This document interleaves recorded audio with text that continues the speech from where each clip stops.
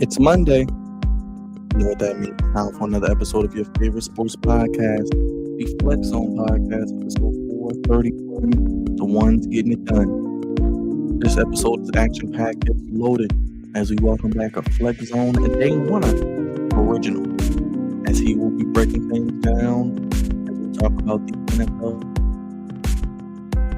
frenzy. The Baltimore Ravens re-sign on their own, but they lose a host of others. It is running back musical chairs.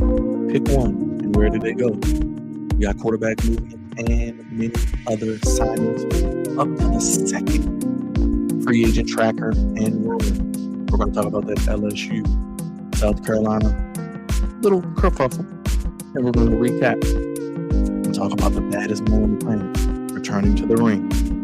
Not only Dwayne The Rock Johnson, but Iron Mike Tyson. It's a Flex Zone Podcast, episode 431, getting it done. Make sure you guys click that subscribe button. Go and give it a sack. And stick that like button. And build that bell. You can donate via the Cash App, the Flex Zone 1. It is episode 431. We're getting it done. Coming to you live right now. Flex Zone Podcast.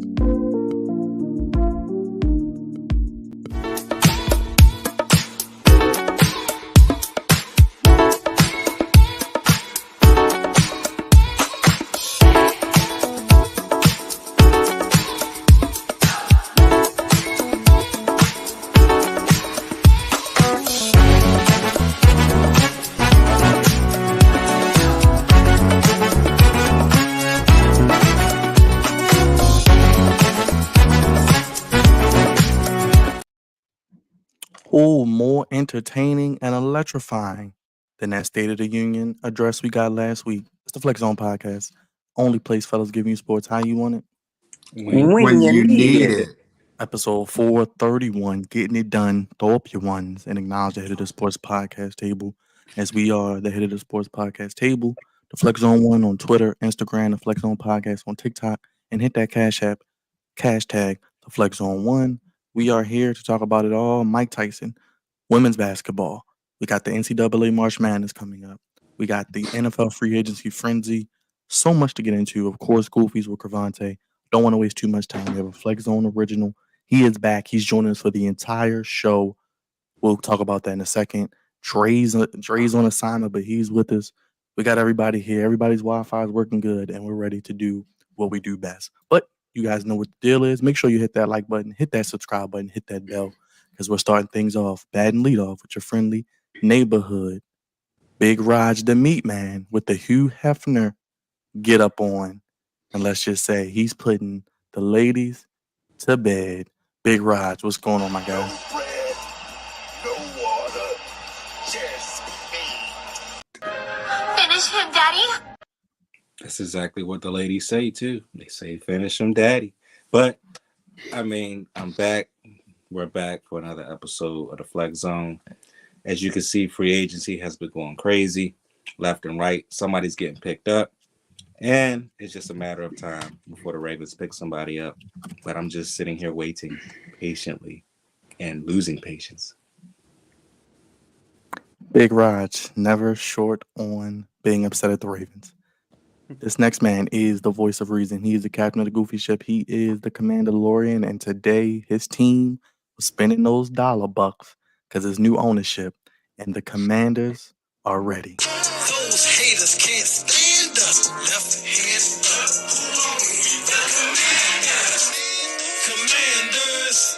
Commanders. We fight for RDC. Who are we? The Commanders.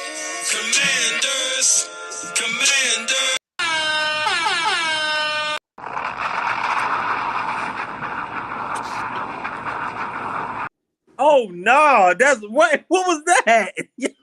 The bombs, I didn't stop. They just kept going. It was like Ukraine and Russia out here. It was just constantly going. Did you just extend those? Like, that's crazy. It's funny while y'all was all being goofy collectively. We just signed Brandon McManus, the old kicker from Denver, I believe. Okay. So, it's been a while. Reliable kicking, something we haven't had in ever, really. But yes, I am excited. We'll talk about it when we get into it a little bit later, along with the other free agent signings. But I like what I'm saying with the Commanders. Um, Adam Peters was very clear about how he was going to go, how he was moving about this off season, and he is sticking to his word very much so. So I'm very excited. But let's get the show started. Let's get my guy back. Yes, last but not least, before we get to our special guest, Flex Zone Original. It is the tribal chief, the head of the Flex Zone table, the Flex Zone Messiah, the man A-Town stomping on set from 04, that is Atlanta. If you don't know, he is the Flex Zone Messiah, the co-founder, along with our good brother Cravante, who you just saw. It is the one, the only Pride of the East Side savior of misbehavior, my boy, Mr. Morris State University, the dean of Ball So Hard University, Drizzy Joe. Acknowledge me.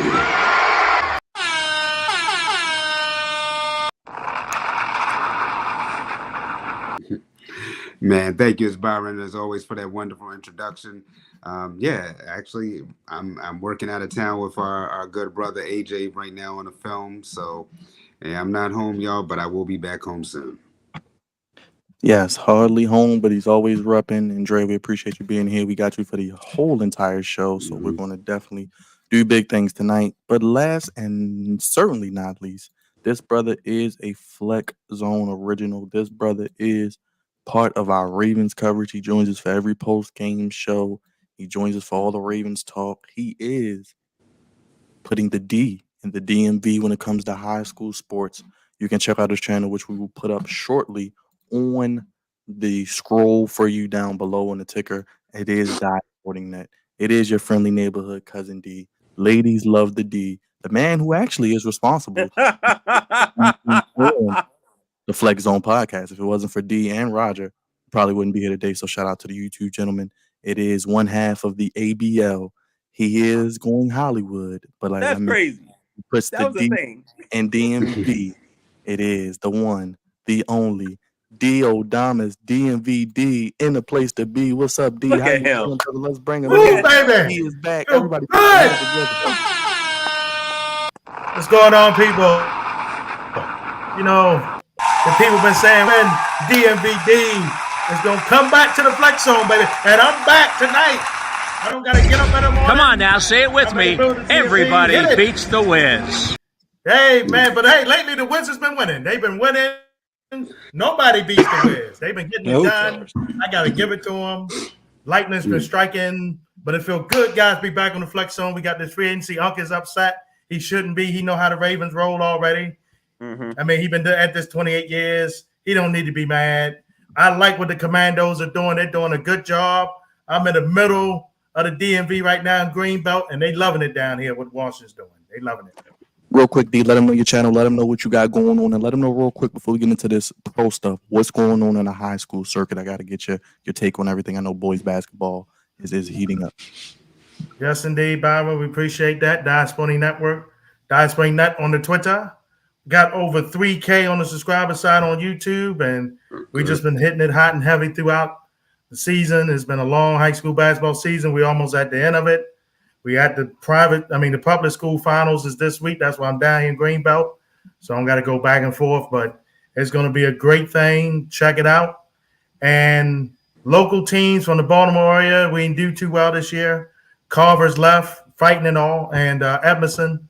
They're the only two boys teams left. Girls team probably still left, Byron. And Pikesville and Forest Park got to play each other on Wednesday. So Baltimore teams not fully in it. We got some PG County teams. I'm going to do Largo tomorrow. Best player in Maryland, Cameron Ward. He is amazing talent. He's getting top 5 offers each and every day, and he's a junior this year. He'll probably pick in the summertime who he's going with. And it's a couple other PG County schools doing well. Wise as always. Oxon Hill on the girls' side, Gwen Park on the girls' side. So teams looking good, baby. As we in the end of high school basketball season, started the AAU season, which keep them baby mama drama away from you if you had them gems. Keep it away from you. Miss Queen is happy to see you, D. Everybody's happy to see you, D. Right. Let's get into it, man. Let's start a little soft. D, Raj, I know you love boxing. It's too much, y'all. What we gotta you gotta You gotta put it on soft before we get Hush, hush, Finish him, Daddy. hush. There you go. Let's get to Wow. it. It has been announced that you Mike even got our boy in the chat laughing. You know what I'm saying? Oh, And boy, my man Engraving. What up, man? Engraven, what's going on, man? We're going to get into the free agency stuff. So, Engraven, please stick around. We want to get your thoughts, man. Rod is up there stretching out because the Ravens ain't signing nobody. But real quick, Mike Tyson, Jake Paul. Yes, this is happening. It will happen on Netflix. So, not WWE first. We will get a boxing match as your first live sporting event on Netflix as Tyson, 58 years old, will step into the ring with 27-year-old YouTuber turned boxer Jake Paul, who is 9-1, July 20th in Jerry World at AT&T Stadium in Arlington, Texas. D, is this goofy, man? Yeah, it's a money grab. It's a goofy money grab. They're trying to Mike Tyson and Jake Paul, they didn't spar with each other before. I'm not down with it, but it's whatever. You know, Mike Tyson 58, people watch because of the name. So people know that. I mean, it is what it is. It's all about the undercard, what young talent can come from that undercard and look good. But will D and VD be watching? Well, I do got Netflix, so I might. Big Raj, how you feeling? Come on, You man. love It's Mike Tyson, baby. Of course I'm going to watch. I'm not going to say he's going to win or lose. I don't even think the result really matters. It's just the fact that he's 58 years old and he still wants to fight somebody. And even when he came back from that, when he fought Roy Jones Jr. a couple of years ago, he looked like he still wanted to fight somebody. So I want to see it. I'm sure Jake Paul is going to, put on the show. Hopefully he doesn't get too crazy in there and starts insulting Mike or anything crazy like that. I pray that he keeps it PG. But yeah, man, it should be a good exhibition fight. Nothing else, nothing less. It's on Netflix, which is great. So I can just put on the Netflix and boom, they're on. So I don't gotta pay for nothing. I don't gotta go nowhere to watch it. I'm gonna be right sitting at my house or out and about watching, Mike Tyson do his thing. And I think Mike Tyson, even at 58 years old, can still put on the show. He looks like he's in great shape. So yes, I am interested. I will watch it because let's just be real. What else is there to watch besides Ron Garcia and Devin Haney? And Ron Garcia is going a little crazy, but that's neither here nor there. Drizzy Dre, I know you love a good boxing match as well. He is right about Ryan Garcia. I don't know what in the world's going on with that guy, but you might know what's going on. You know what's going on. Here y'all go. Man. No. That alone. By the way, I wouldn't be the only person that would probably know what's going on. Y'all always say it's me when there's more than one of me in here. Remember that. No, you got a little tenure on my boy Cavante. You the OG over here. But yes, you're definitely the OG. Nevertheless, this is completely goofy. I thought that Cavante was going to say this for Goofies of the Week. I ain't really think that we was actually going to be discussing a damn near 60-year-old man fighting a YouTuber. Like this is where we're at now. We're doing this.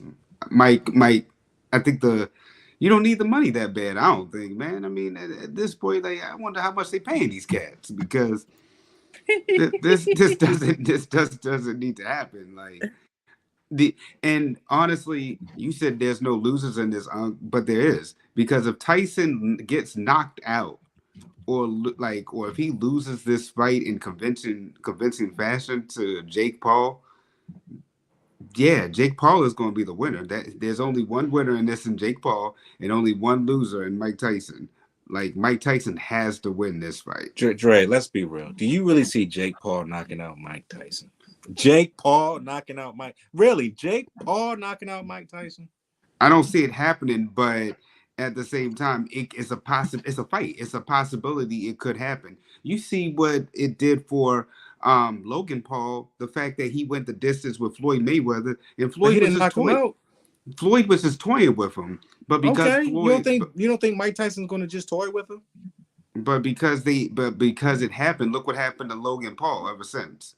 So no, I just it's just a bad look no matter what for Tyson. He's a loser entering this, and I'm not saying Mike Tyson is a loser per se in life. I'm saying that I think he's just there's no win for him other than he gets a bag, and I think this only really is a win for Jake Paul if he goes the distance with Mike, or even if he gets knocked out, like because we would be like, oh, it is Mike Tyson he went in the ring with. So I think it's just one winner and one loser in this. I don't think no matter what, I think Jake Paul is the one who doesn't have anything to lose in this, no matter what the outcome is. Go ahead, Cravon, take it in there, brother. This is goofy. This is goofy. Like what are we doing? What are we really doing? Now, winners in this. Number one, Netflix. Oh yeah, for sure. Netflix is a big will be a big winner in this because this is the first time Netflix is doing a sporting event live. So Netflix, because Netflix been on a downswing for a while since the whole password thing, was saying the lacking of sharing the passwords, and you can't, and if you're not in the household, all that wild stuff that Netflix was doing. But Netflix could definitely get a W. I agree with Dre in the sense that Jake Paul really can't take an L here.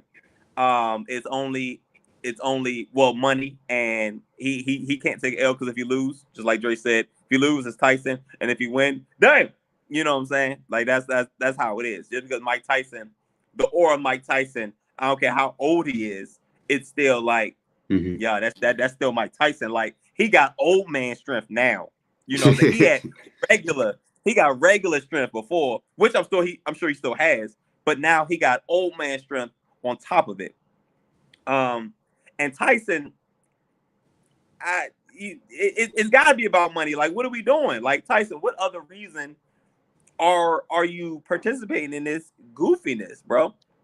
Like I don't think there's any positive outside of whatever money he's probably making from this, but I don't see any benefit for Tyson per se, unless he got a new venture or something coming out that we don't know about. And this is a way of him, propping himself up and getting back into the media's eye. But other than that, last thing I seen him on, but he had his own podcast. So I was like, what are we doing? Mark, I see, Mark, I see. Listen, I'm not aware. So if it's something I don't know, please inform me. But I think Mike Tyson, this is, I don't know, just see if you still got it. I don't know. I don't know. I just want to say this. I watch his podcast from time to time, and I know when I hear this man speak, he speaks like a guy that misses the old days. And when he fought Roy Jones Jr., something just came out of him where it was like, I'm so glad I'm able to still do this. Him fighting Jake Paul just gives him a chance to continue to keep doing what he wants to do. He always wants to fight. It's in him to fight. and when people take him there, it's just like he has to tone it down. He knows he's a different person, but still that old Mike Tyson is still in there. And he still wants to get down with the get down. So, man, you sound like Rocky on Rocky 5 when he was up there talking about once a boxer, always a boxer. I still got it. And no, you need to sit down. That's what you need to do. Well, he ain't sitting down, and he ain't going to sit down. If he's going to have to sit down, Jake Paul's going to have to sit him down. And I don't think Jake Paul is sitting him down at all. I mean, it's a possibility they might be taking Old Yeller to the shed, man. This ain't Rick. Well, speaking of fighting, D, I'm going to start with you because we know you keep up with the women. The number 1, 2 teams in the country played for the SEC championship yesterday as we're a week away from selection Sunday. We'll be live Sunday night. Raj, myself, and D will be breaking down the first returns of the bracket. So we'll be starting March Madness off. What did you think about this South Carolina LSU fight, D? And what do you think about the whole women's field heading into March Madness? Caitlin Clark, they won the Big Ten. I seen USC. Shout out to USC, D. They got it done. How you feeling with the women and all the news going on in this kerfuffle? See, I got my Maryland shirt for my women. We took care of Ohio State. Couldn't beat Nebraska, but that's okay. But my women are in the tournament. And let me say this, with DMVD over the last couple years covering the high school scene and seeing the great girls, the women's talent, the woman has more personality than the men. The men don't in the main college don't have much going on right now in the sense of like who's that draw? You know, we know in the women it's Clayton and Clark, South Carolina, Angel Reese and LSU, UConn's always still there, USC and Juju. It's a lot of names in the women's side. Not too many names right now on the men's side, and I think that's going to be the big thing for the women's side. And you know, Coach Staley said it best. It gets testy when these SEC teams go at it. You know, LSU and South Carolina, they got a rivalry going. It's a one-sided rivalry because South Carolina been winning it. But Kim Mulkey, you need to stop it. You need to stop it right now. You know you're being wrong.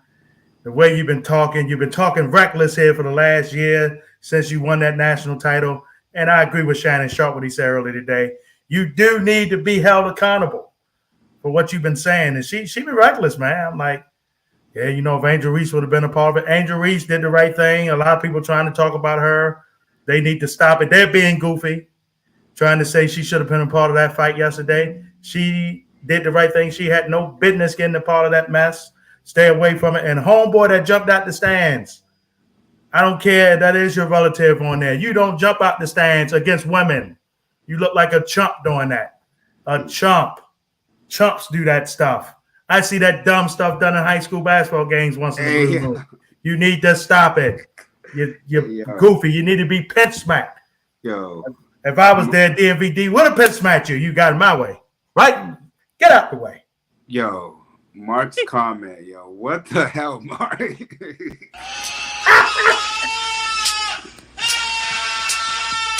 Go ahead, Dre. How you feeling about it, Dre? Yeah. And the brother's name is Milton as well. So Dre, you know, watch out. You said his name is Millhouse? No, it's Trayvon Milton is her. Negro, Is he that's not kidding you, even Dre? my last name. Like that. It's like that. No, it's just that the I. It's an I, not It's a big difference. All right. Nah, yo, Mark, it's funny for that.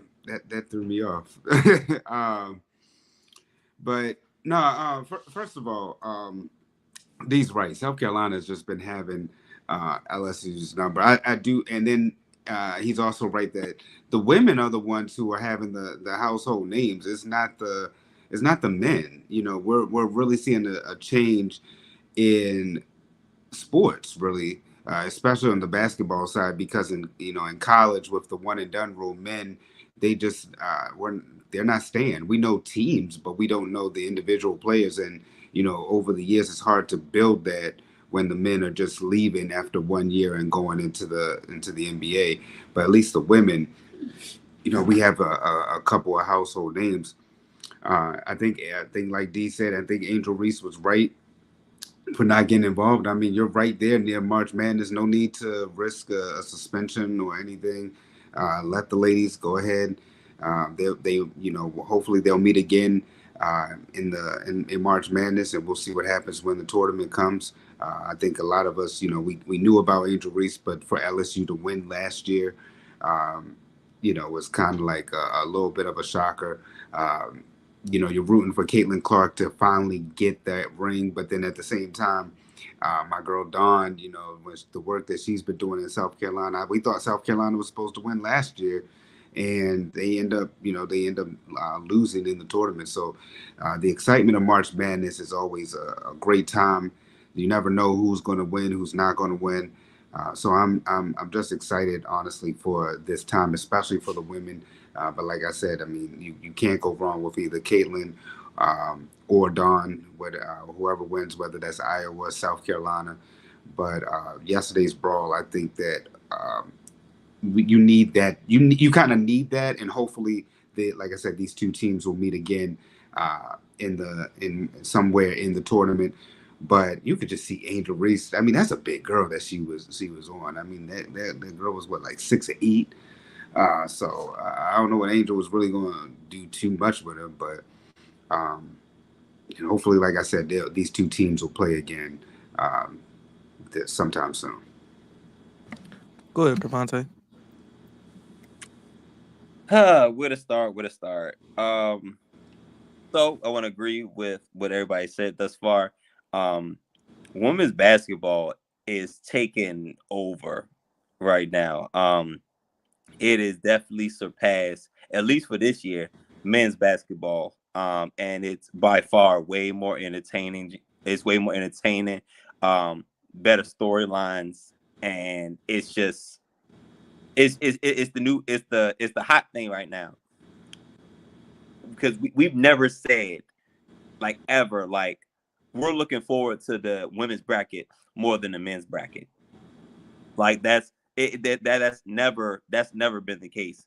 But this year, it absolutely is because I'm looking at the men's basketball and I'm like, I really don't know anybody.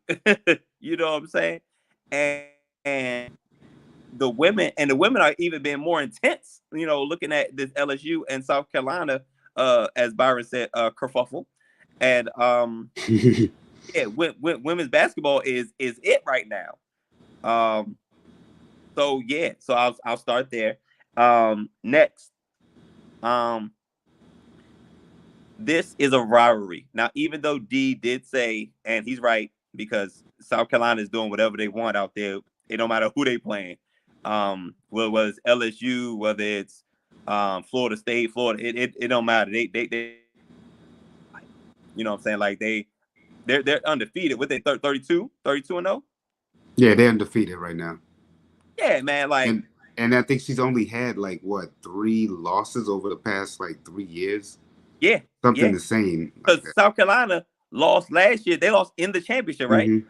Yeah. You know what I'm saying? Like that means they won the whole. They won another. Dawn Staley and them another 30 games, and they lost. Oh no! Yeah, they lost to Iowa in the Final Four. Mm-hmm. In the Final Four. Almost. Yeah, that's where the whole thing with Caitlin started doing this, and then Angel got her back in the championship game. There we go. Right. Okay. Well, I like seeing the intensity. It went a bit far, but I like that level of intensity from in sports, like especially from a rivalry team. We like that type of intensity. It got a little crazy at the end, and my gosh, D, your boy is part of my goofies of the week, and I'll get into it a little bit later. Mr. Milton. Sorry, Dre, not Melton. Milton. Milton. Trayvon Milton, brother of Flau'jae Johnson, being very goofy and jumping out there, and it's why.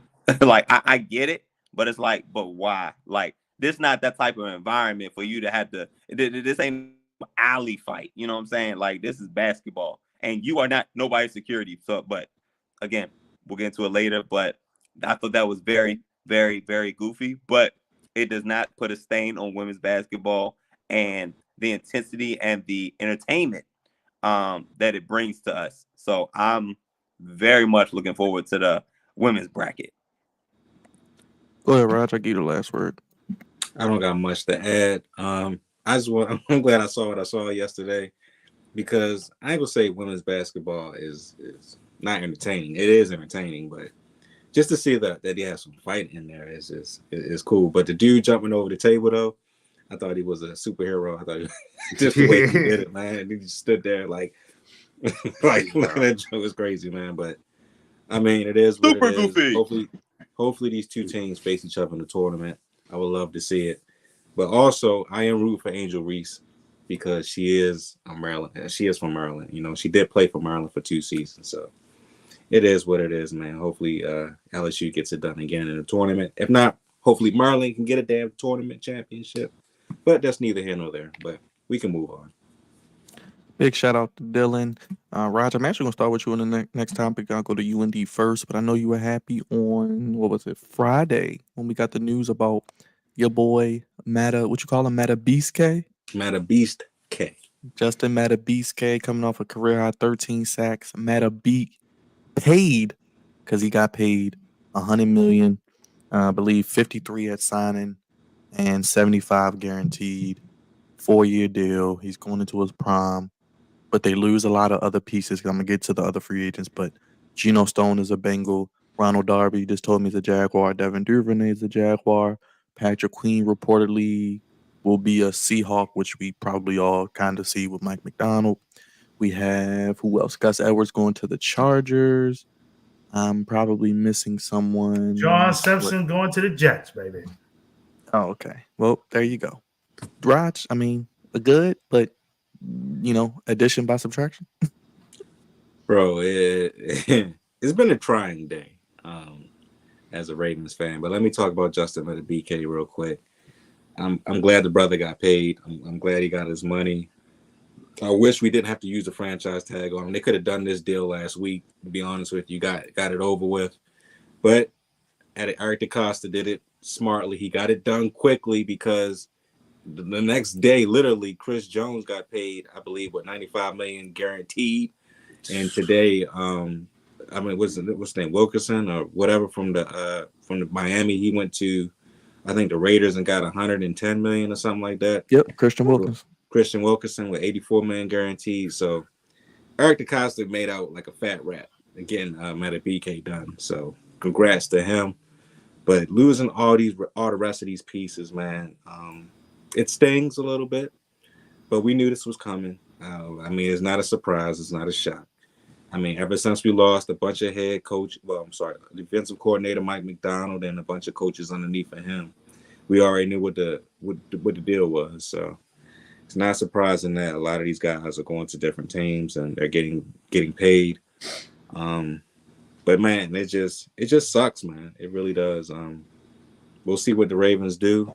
Usually they don't never day 1, day 2, day 3. They don't really make any decisions and get free agents. But when you have about 24, 25 free agents that are free agents, and you're just like standing pat, watching them go from team to team to team to team, it's, I ain't gonna say it's heartbreaking. It's just it was worrisome. It's a little worrisome, but I already know Eric DeCosta got this.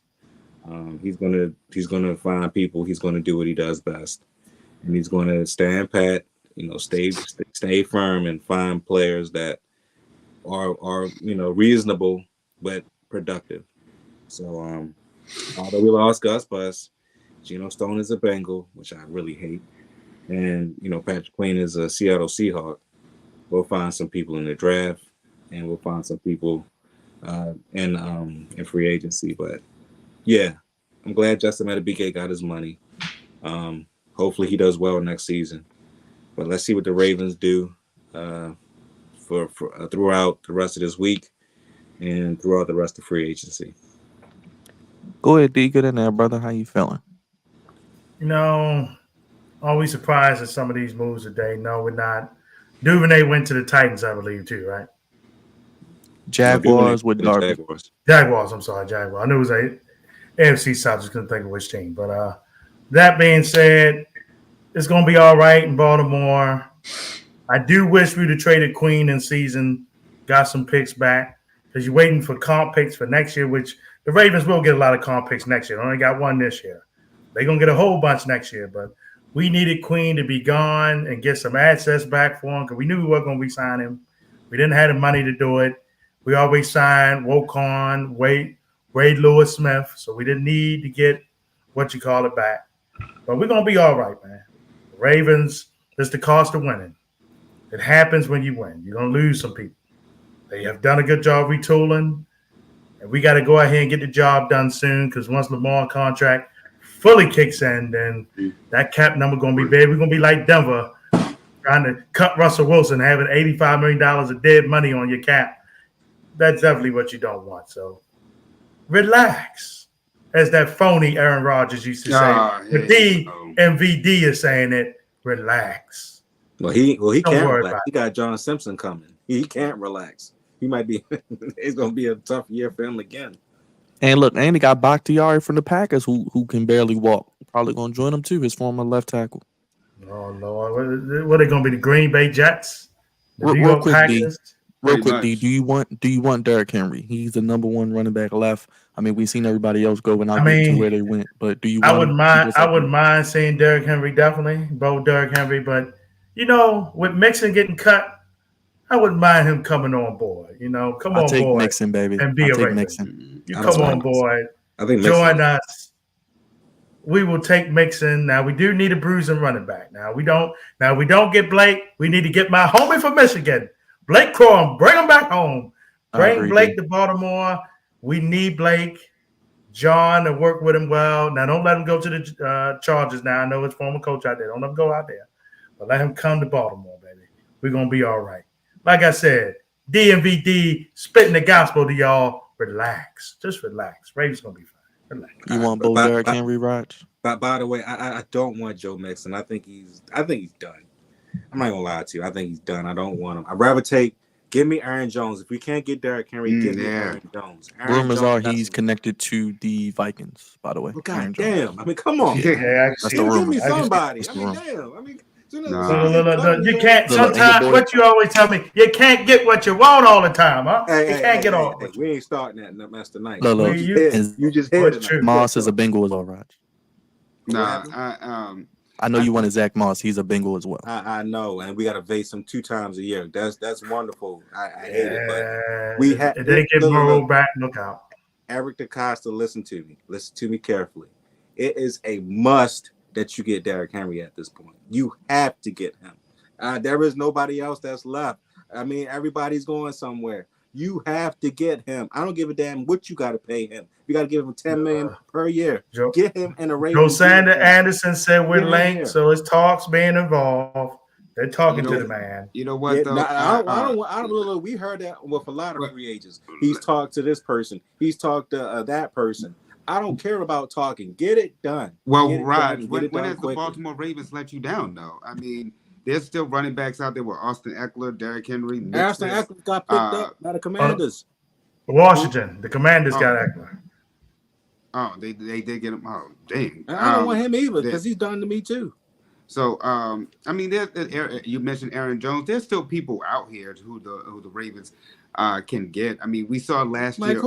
We saw last year that Odell Beckham Jr. He got signed, and we did not. Who else is out here, Dre? But then we saw the fact that once you sign Odell, that's when the Ravens were able to sign Lamar, and then there were rumors that they were going after D-Hop. So this team has shown you that hey, we'll make a big name. We'll run the play if that's. And then they also shown you too, they're transitioning. Though the Ravens have a great defense last year, and I mean every year they've had a great defense, but last year was a really really great defense. We're still going to be a good defensive team, but but they're making that transition to help the offense too. So I think that they'll be fine between they'll get somebody in free agency, they'll get somebody in the draft. I have confidence in this team with that next man up mentality with the Baltimore Ravens. This is a team like the Pittsburgh Steelers, like the New England Patriots of the past. They've always been in the mix and they've always been able to retool. So I'm never panicking. And I think the Ravens are doing a smart move. They're not jumping out there the first day out there and just trying to make a name with everybody else. Hey, we signed this person, got this person, that person. No. Last year we saw an example of, hey, they got Odell, and it was on Easter Sunday, matter of fact, when they got Odell. And then like I said, the deal with Lamar got signed a little later. So the Ravens, yes, they may seem late to the party, but they've been very patient. And I think that that's sometimes maybe the best strategy, where we don't need to have our name out on Front Street the first day. Be patient. This team has been trusted, and they have one of the best quarterbacks in all of football. So yeah, these other teams are making names and they're making big splashes, but the Ravens are about putting the right pieces in, the next man up, making sure that they fit our system and our culture, and then we've been able to produce ever since. So now we made it to an AFC Championship game last year. We're going to build upon that, and our next goal is now to make it to the Super Bowl and win the whole thing. So I'm not really concerned at all with this team, because DeCosta has shown us a really good job. You still got Ozzie Newsome in there, and he's done a really good job consoling and counseling. So I'm not, like I said, I'm not concerned. What do you guys say, Young? Bro, you said all that to say nothing. What is our biggest problem in the playoffs? Almost every single year. Our biggest problem in the playoffs last year was that we just got away from our offensive identity. That's what our biggest problem was last year. We don't run the football because they don't care about the running backs that they run it with. Give me Derrick Henry. There will be no excuses of why you wouldn't run the football with one of the best running backs in all of football. There was an excuse last year, though, because last year you had a running quarterback and you still had running backs, and they chose not to use them last year. So that's Because not our they problem. don't care And about then them. also in the You past, get our Derrick problem Henry, wasn't who's a running the superstar. football. There Our will be problem no was that choice we but weren't to able run to the spread. football with him. Our That's problem what I'm last saying. year. That's my point. Our problem last year was that last year we didn't run the football. Previous playoff appearances that we've had, we didn't spread offensively. That's why we had Todd Monken in there, so that way we can open up the offense. But prior to that, it was too predictable saying that the Ravens would run the football. With our old offensive coordinator, with our new offensive coordinator, we got away from our identity, and that's why we lost that football game against the Chiefs. We didn't run the football in 18. We didn't run the football in 19. We didn't run the football in 2023. I rest my case. Cravante, any? Go ahead, Dre. Go ahead, Dre. Those years. Our offense was just too predictable during those years. But like I said, at least in the Todd Monken year, hey, it made Lamar MVP and it got him to a conference championship. We shall see. Cravante, you ready to talk about your Commanders, man? Y'all been making moves, unlike the Ravens. Making money moves. Clearly. Oh well, there's Cravante. Well, Cravante, he disappeared just like the Washington Wizards playoff chances out the door. Hey, right out. They never had a chance in hell of making the playoffs. I mean, well, let's get to the other move in the division, because it seems like every other team in the division got better. Oh, God. Russell Wilson signs with the Steelers. Victor Wilson, as you call him, D. Jerry Jeudy, the Jew, was traded to. Man, why couldn't the Ravens trade it for like a 5th and a 6th round pick? Why couldn't the Ravens trade for Jerry Jeudy? Told you we should have traded Queen. We had the chance. That was the one. And then you see the Bengals. D, you mentioned Burrow will be back. They get rid of Mixon, but get Zach Moss. You get Geno Stone, and I think they have a top 20 pick in the draft because they went to playoffs. And T. Higgins did request a trade, but he is franchise tag. So it looks like everybody in the AFC North got better. Yeah, the North definitely got better. I think Cleveland getting Judy is a big deal. To help Watson out once he comes back, I think that's a big move. I'm not sold on Victor Wilson just because of the fact here in the AFC North, we play tough, physical brand of football. And as you've seen, the quarterbacks, 2 of them got laid out by Baltimore this year. Pittsburgh's didn't fully make it through. Lamar, thank goodness, is the only one that withstand the rush like that. And I don't know if Victor Wilson can handle that, man. I don't think he's been in that tough environment. Seattle, had his issues with them in San Francisco, but it wasn't that tough. And then Denver, we know what happened there in Denver. And for the Broncos to pretty much be paying his whole salary for this coming year, it's ridiculous. But Pittsburgh, they felt like they had to do something. So the Steelers went out there and did that. Now, Russell's not coming in to be the starter, at least through training camp. I think he will win the job. He is better than Mr. Pickett. I don't think Rudolph even on the roster right now. He might be gone too. But he is gone. Pittsburgh, I'm not that worried about them on the offensive end yet. Russell got to show it to me. But Cleveland, Cincinnati, the 2 Ohio teams, yeah, they got better. They got better within the last couple of days. But like I said, the Ravens, they got time. The Super Bowl ain't won on March the 11th. Super Bowl is won the following year in February. So we got time. Good way to put it, D. Go ahead, Raj. How you feel about these moves in the AFC North? And Russell Wilson, the most notable one. Russell Wilson better be the damn starter. That's all I gotta say, man. I mean, Kenny Pickett is okay. I mean, he is not a terrible player, of course. And they don't really have anybody else to play quarterback. They have almost every other piece that you need them, because they made the playoffs last year with almost damn near without a quarterback. So Russell Wilson will get acclimated. He will be making plays for the Pittsburgh Steelers. I think him and Mike Tomlin is a match made in heaven. And I just think I think he's going to have a good year. I really do. But everybody else, man, the Bengals. I think of both of that. Okay. Everybody else, the Bengals and the Cleveland Browns. Man, I feared Cleveland last year. You already know this. Even when Joe Flacco was the quarterback, I did not want to see them. And them getting Jerry Judy off of a fifth or sixth round pick or whatever it was, man, they got their number 2 wide receiver. Now, Jerry Judy has not been the best wide receiver coming out at a draft way back when. Steve Smith called him a jag, I believe, just another guy. But I think with a new opportunity, a new team, and a new quarterback, I think he's going to flourish in the Brown system. I just really do. I think he will definitely take some pressure off of Amari Cooper from being, having to do everything besides Njoku, who's the tight end. But yeah, man, I think that's a fantastic pickup. With the Bengals though, oh my God, Geno Stone, he knows every Raven secret there is to know, which really scares me, especially in that the backfield. Um, T. Higgins ain't going nowhere. I mean, he's saying that he wants to leave the Bengals, but he really can't go anywhere. He's going to sign that franchise tag, and he's going to play that 1 year with Cincinnati. So I doubt that they trade him. That would be stupid to trade him.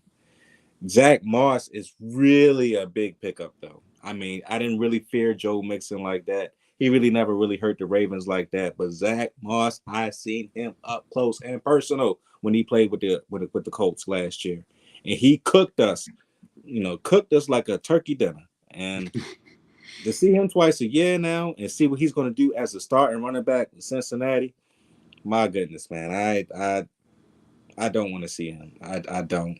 And Cincinnati's already tough enough with the weapons they have. So, yeah, man, it's going to be extremely tough in the AFC North. It was already tough last year. We already lost the Steelers twice, like we do every year.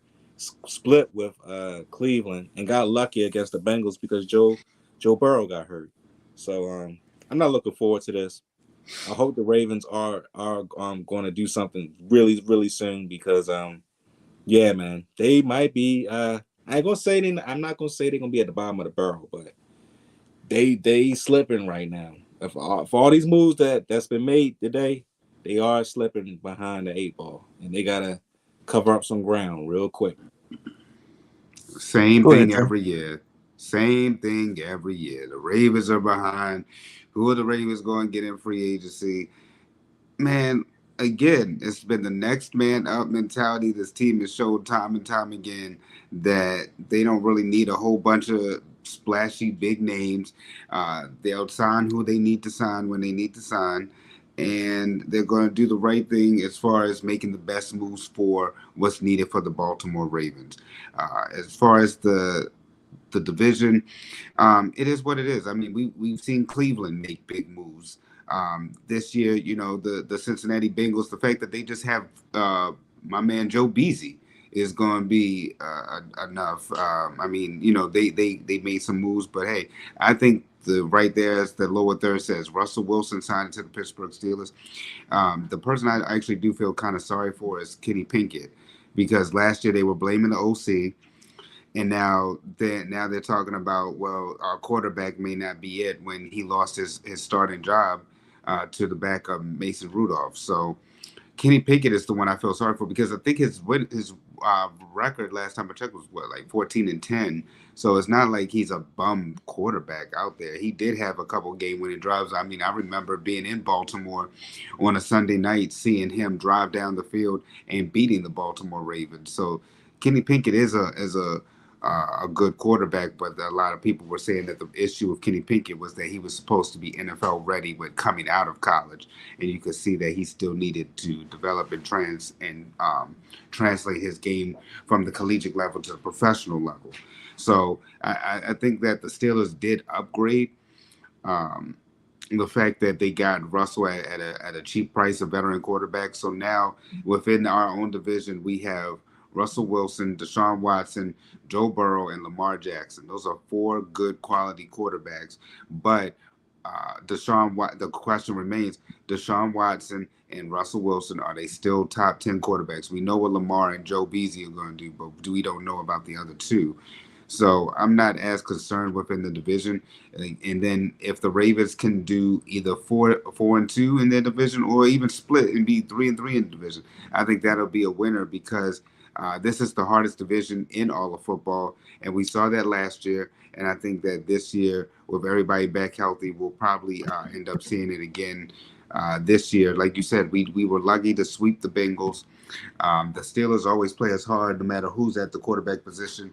And then it did suck with Cleveland that they won their game, and then Deshaun Watson finds out he's hurt for the rest of the season. So I think that Kenny Pickett played late. Mark, like I said, that's the person I feel sorry for, is Kenny Pickett, because I think Kenny Pickett is still a good quarterback, but it's Russell Wilson. You signed Russell Wilson for a reason, and hopefully with their new offensive coordinator, the Pittsburgh Steelers can continue their ways. But I still got the Ravens as the top of that division, right along with the Bengals, and we'll see where everybody else falls into place. But last year, every team was over 500. So this is, like I said, the best division in all of football. Yes, it's competitive, but this is what we do. So we just going to have to play these teams the way that we always known how to play them, Ravens way, and come out with a W some way, somehow. While we wait for Cravante to get to his Commanders, let's go through some of these crazy free agency signings. Kirk Cousins, $180 million to the Atlanta Falcons, $100 million guaranteed, and I yet like it. again breaks the bank, making them the favorites in the NFC South. Christian Wilkins, as we mentioned, signs with the Las Vegas Raiders. Saquon Barkley joins the Eagles, division rival. I definitely didn't see that coming. Paired with A.J. Brown, Jalen Hurts, and Devontae Smith. Jerry Jeudy, as we mentioned, was traded to the Browns. Mac Jones was traded to the Jaguars. Josh Jacobs will head to the Packers. And let's see. O'Brien Burns, you can't forget him. He was traded to the Giants for a second-round pick and a fifth-round pick. I'm trying to think if there's anything big I need to remember. I mean, it's so many signings. It's really hard to note all of them. But D, I mean, what deals jump out to you? Good, bad, and different. Kirk Cousins. I mean, any of these other deals that you like? Saquon. What do you think about the free agency frenzy?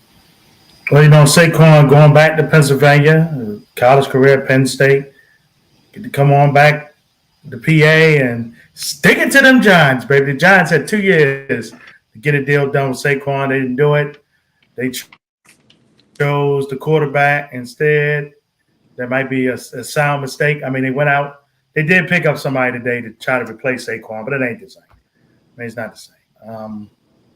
I like what Atlanta did, Kirk Cousins fleeced somebody else with some money, but Atlanta needed a quarterback badly. Even with Kirk Cousins being out the half of the year, he still had more passing touchdowns than Atlanta quarterbacks did all season long. And his wife is from Atlanta. Makes perfect sense for him. It was a good move. If you're not going to get Justin Fields, because we don't know what the Bears are doing still, then you go out and you get Kirk Cousins. Swift is in Chicago. If they keep Fields, Swift would be a good addition.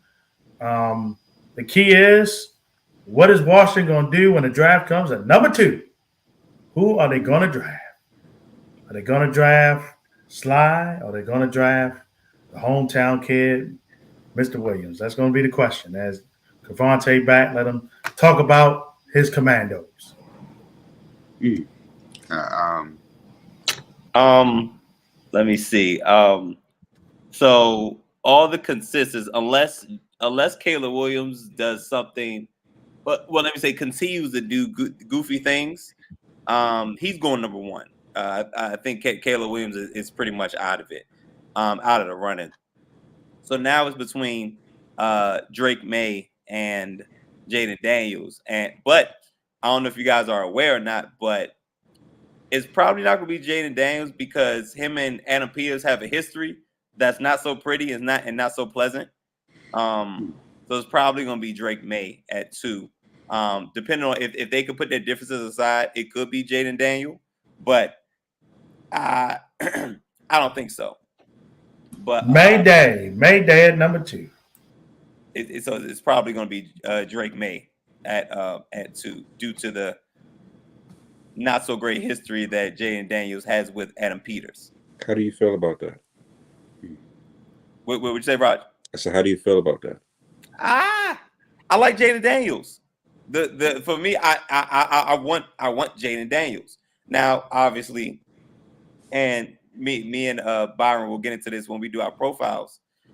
The only thing the one knock against Jaden Daniels is his size. He's a little on the small side. He's only about 205. He reminds me a lot of RG3. Also, in the sense that he doesn't necessarily know how to avoid contact. Because in the NFL, them hits is different.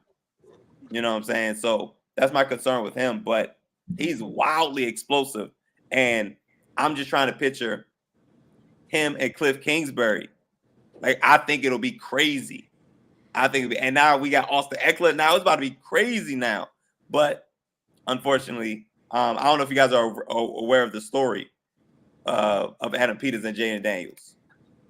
Let the people know who may not be Cravante real quick, and then I'll go down who you guys signed and what you think about it. So a little bit over a year ago, Jaden Daniels was not at LSU. He was at Arizona State. And Jaden Daniels and Brandon Ayuk are really close because Brandon Ayuk went to Arizona State as well.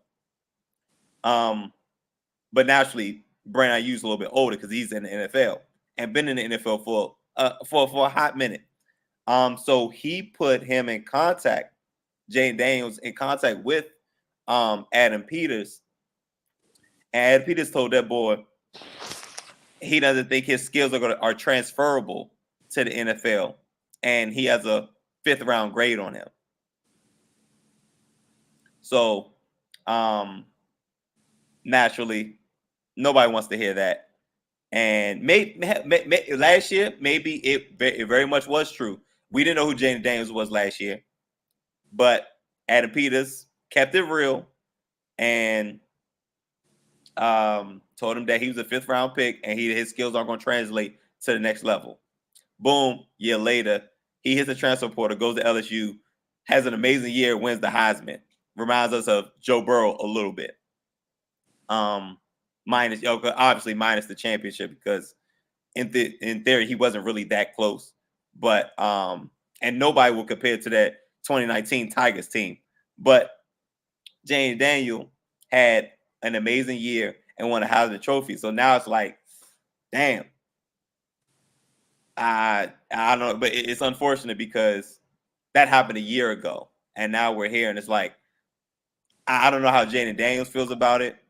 Hell, I don't know how Adam Peters feels about it. But if they could put their differences aside, I would love to have Jaden Daniels in Washington. But it looks like it's going to be Drake May. Real quick, Cravante, let's go down to signings, and you can tell me your thoughts, what you like, what you don't like. Zach Ertz signs a 1-year deal. We got Brandon McManus, give you reliability at kicker. We have Tyler Biadasz. We know you love the offensive lineman. He can play center day one and play at a Pro Bowl level. Got to protect your rookie quarterback. Armstrong, you got Lawrence Armstrong from the Cowboys. If people don't know, he's come on as of late as a pass rusher. You got a D lineman to pair with Deron Payne and Jonathan Allen. You also have Austin Eckler, who reunites with Anthony Lynn, his former head coach, who's now on the staff in Washington. And you got Frankie Louvu, linebacker from the Panthers. He gives you guys a Mike linebacker, very underrated player. He gets a 3-year deal. And how you feel about that, Cravante? Not breaking the bank, no Albert Hainsworth deals, nothing ridiculous, but solid moves that contribute to winning football, like I said. And again, this was what Adam Peters said from the beginning. He told us, hey, I'm not using the franchise tag. I'm telling you right now, we're not tagging nobody. Either we're signing them or we're not. Sure enough, no tag was used. The one person I thought it would have been used on was probably Cameron Curl, but it looks like he's probably not going to be with us this upcoming year. And he said we're not doing nothing crazy on the splash. We're not going to have a bunch of splash players, a few splash players, because we have a lot of holes to fill. So it probably wouldn't be in the best interest of this organization to get 2 people and sign crazy deals to them when we have 7, 8 holes. And I think Adam Peters is doing an amazing job at filling these holes. Now, again, it's year 1. This is gonna take some time. Like, we're probably not gonna be good next year, and I'm cool with that because we're doing it the right way. So we need offensive line help. Plug a guy. D line help. Got a guy. Mike linebacker in general need help. Plug a guy. We got a reliable kicker. Plug him in. He's at Austin Eckler. That was a surprise signing. Didn't break the bank. Now we have a 1-2 punch in Brian Robinson and Austin Eckler. Great. Austin Eckler is a great all-around back, catch it out the backfield, run, all that. Brian Robinson is more of a bruiser, more of a bell cow, but both of them can help each other because they can both last throughout the year. So he's doing really good, calculated moves. So I'm cool with what's going on. And again, this is gonna take some time. This may take 2 or 3 years. You know what I'm saying? But number one, well, this was number one, going through free agency, filling the proper holes, and next we got to hit it 2. It's no ifs, ands, or buts about it. Whoever we get at 2, we have to hit. That's going to determine that number 2 pick alone is probably going to determine the next 3 years for the Washington Commanders. Now, you know, there is the rest of the draft. We do have other picks, but number 2, because he's going to be a quarterback. Oh gosh, because he's going to be a quarterback, we have to hit. We absolutely have to hit. So, like I said, it's probably going to be Drake May, which I'm cool with. And again, like I said, when we'll get to the draft profiles, we'll dig into, you know, the prospects a little bit more. But I'm cool with Drake May. Real quick, Avante, a plethora of moves today. Saquon is in your division. Kirk Cousins goes to Atlanta. Brian Burns is in your division. So many moves to talk about. I mean, we'll be here all night. Anything jump out to you? Anything good, bad, ugly, NFC East standpoint? Anything jump out to you as we really, the first wave is done? So jumped out at me, or I guess I could say the lack of a move jumped out at me. Where's Justin Fields gonna go? Yeah, I was getting ready to say. It's looking like through the first wave of free agency, looking like he's in the loser circle right now because I think it's all but clear. Chicago's taking Caleb. I think they're absolutely going to take Caleb. Maybe Matthews Raiders. You Shout sure out to about Sean that? Yost You as sure well. about that? Exactly. Don't do it, Chicago. Don't take Caleb Williams. Don't do it. Exactly. Hey, Devontae, I want you to finish your soliloquy, but I was going to say, I don't think Justin Fields is moving, and we, you know, that's something that we said we're going to talk more and more about as the coming weeks of the draft happen. But this is one of the things that me and you have talked about on this show and off the show. We have said it. I don't think that the Bears are moving off of Justin Fields, and I think that today showed it with Kirk Cousins going to the Falcons. We talked about it. I don't know. I can't think of another real team. Maybe the Raiders, but I just don't see that move happening. I don't think Justin Fields is going anywhere. I think that Justin Fields stays with the Bears, and I think that they get him a little more help. Marvin Harrison, like I said, there has been in the past a wide receiver taking number 1. Let them go ahead and get Marvin Harrison, and then let Caleb come home, because you guys need butts in the seats, and you're talking about bringing the Commanders back to DC, all with new ownership. That's all going to help be a part of that, and especially the hometown kid coming back home. It just seems like too perfect. And Justin Fields, he's had a really good, I think, NFL career. I think where everybody is so caught up on, because we get so caught up on the numbers, being that he's not, because of his win-loss record. When you actually look at the football games for the Chicago Bears, Justin Fields really is a good franchise quarterback that you can build around, and it's just going to take some time. It's just that you have to put the right pieces in the right places. And the Bears, even if Caleb Williams goes to the Bears have never shown in the past the ability to be able to draft and move with a quarterback in the right direction whenever they've had. The last quarterback that we all think about was McMahon back when they won their last Super Bowl. But I mean, since then, what? Rex Grossman, not a good quarterback. Jay Cutler, yes, but that was also a trade, and he had Brandon Marshall with him for a lot of that. His tenure in Chicago as well. So the Chicago Bears, with their quarterback position, has just never shown the ability to really be able to draft and develop.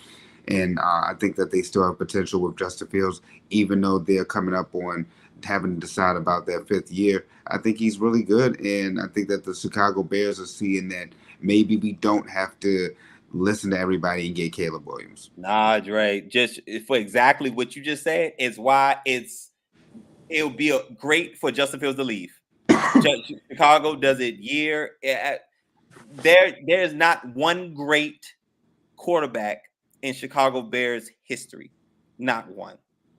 And don't forget about you guys having Cliff Kingsbury too. That's a real undercover thing that could help too.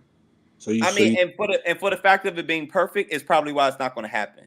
I think Justin Fields needs a fresh start, and I would love for him to get with an offensive guy that can actually help develop his talent.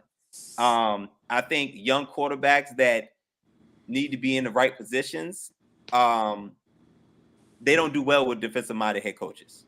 Just because defensive-minded head coaches, they typically don't adjust well offensively.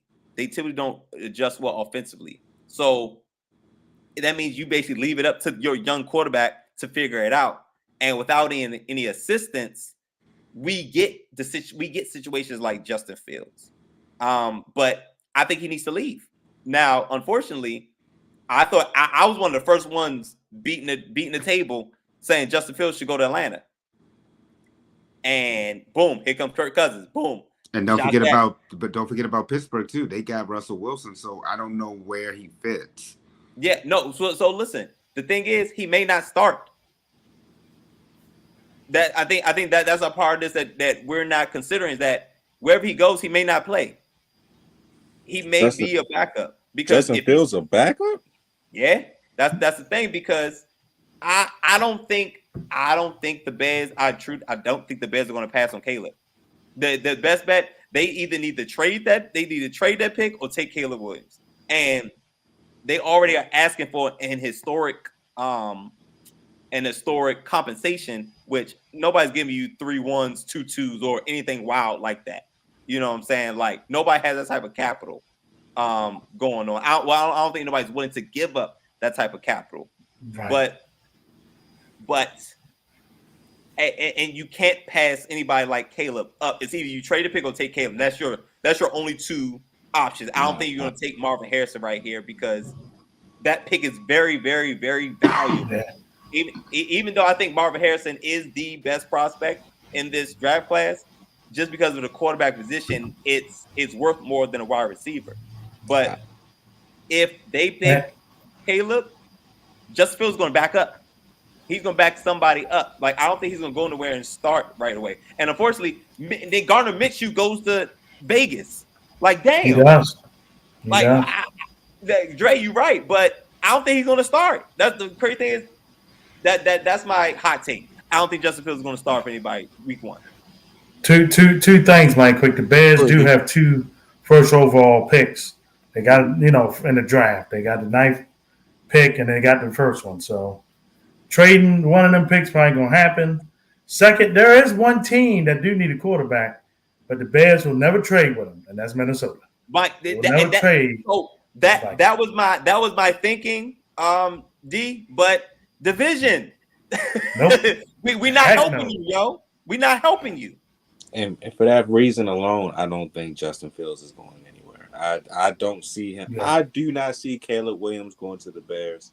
I think he goes straight to the Commanders. They have everything set up for him to be a Commander. I just don't see Yeah. them taking him. I don't see it. And I be honest with you, I think Caleb Williams don't deserve to be the first round pick. Just because he put up gaudy numbers, in his college career, his maturity level is still off to me. And I don't think that would mesh well with the Chicago Bears. I just don't. No, I wouldn't. It would I not. think No, I it's think not.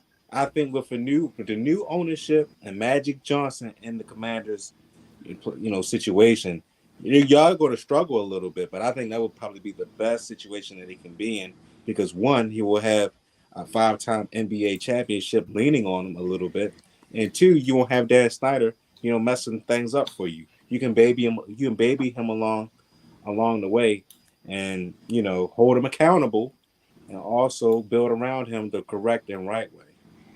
I don't see the Bears doing it because he didn't do it for Justin Fields. I agree. Go ahead, Dre. I was just saying just saying what everybody else was saying. I do agree.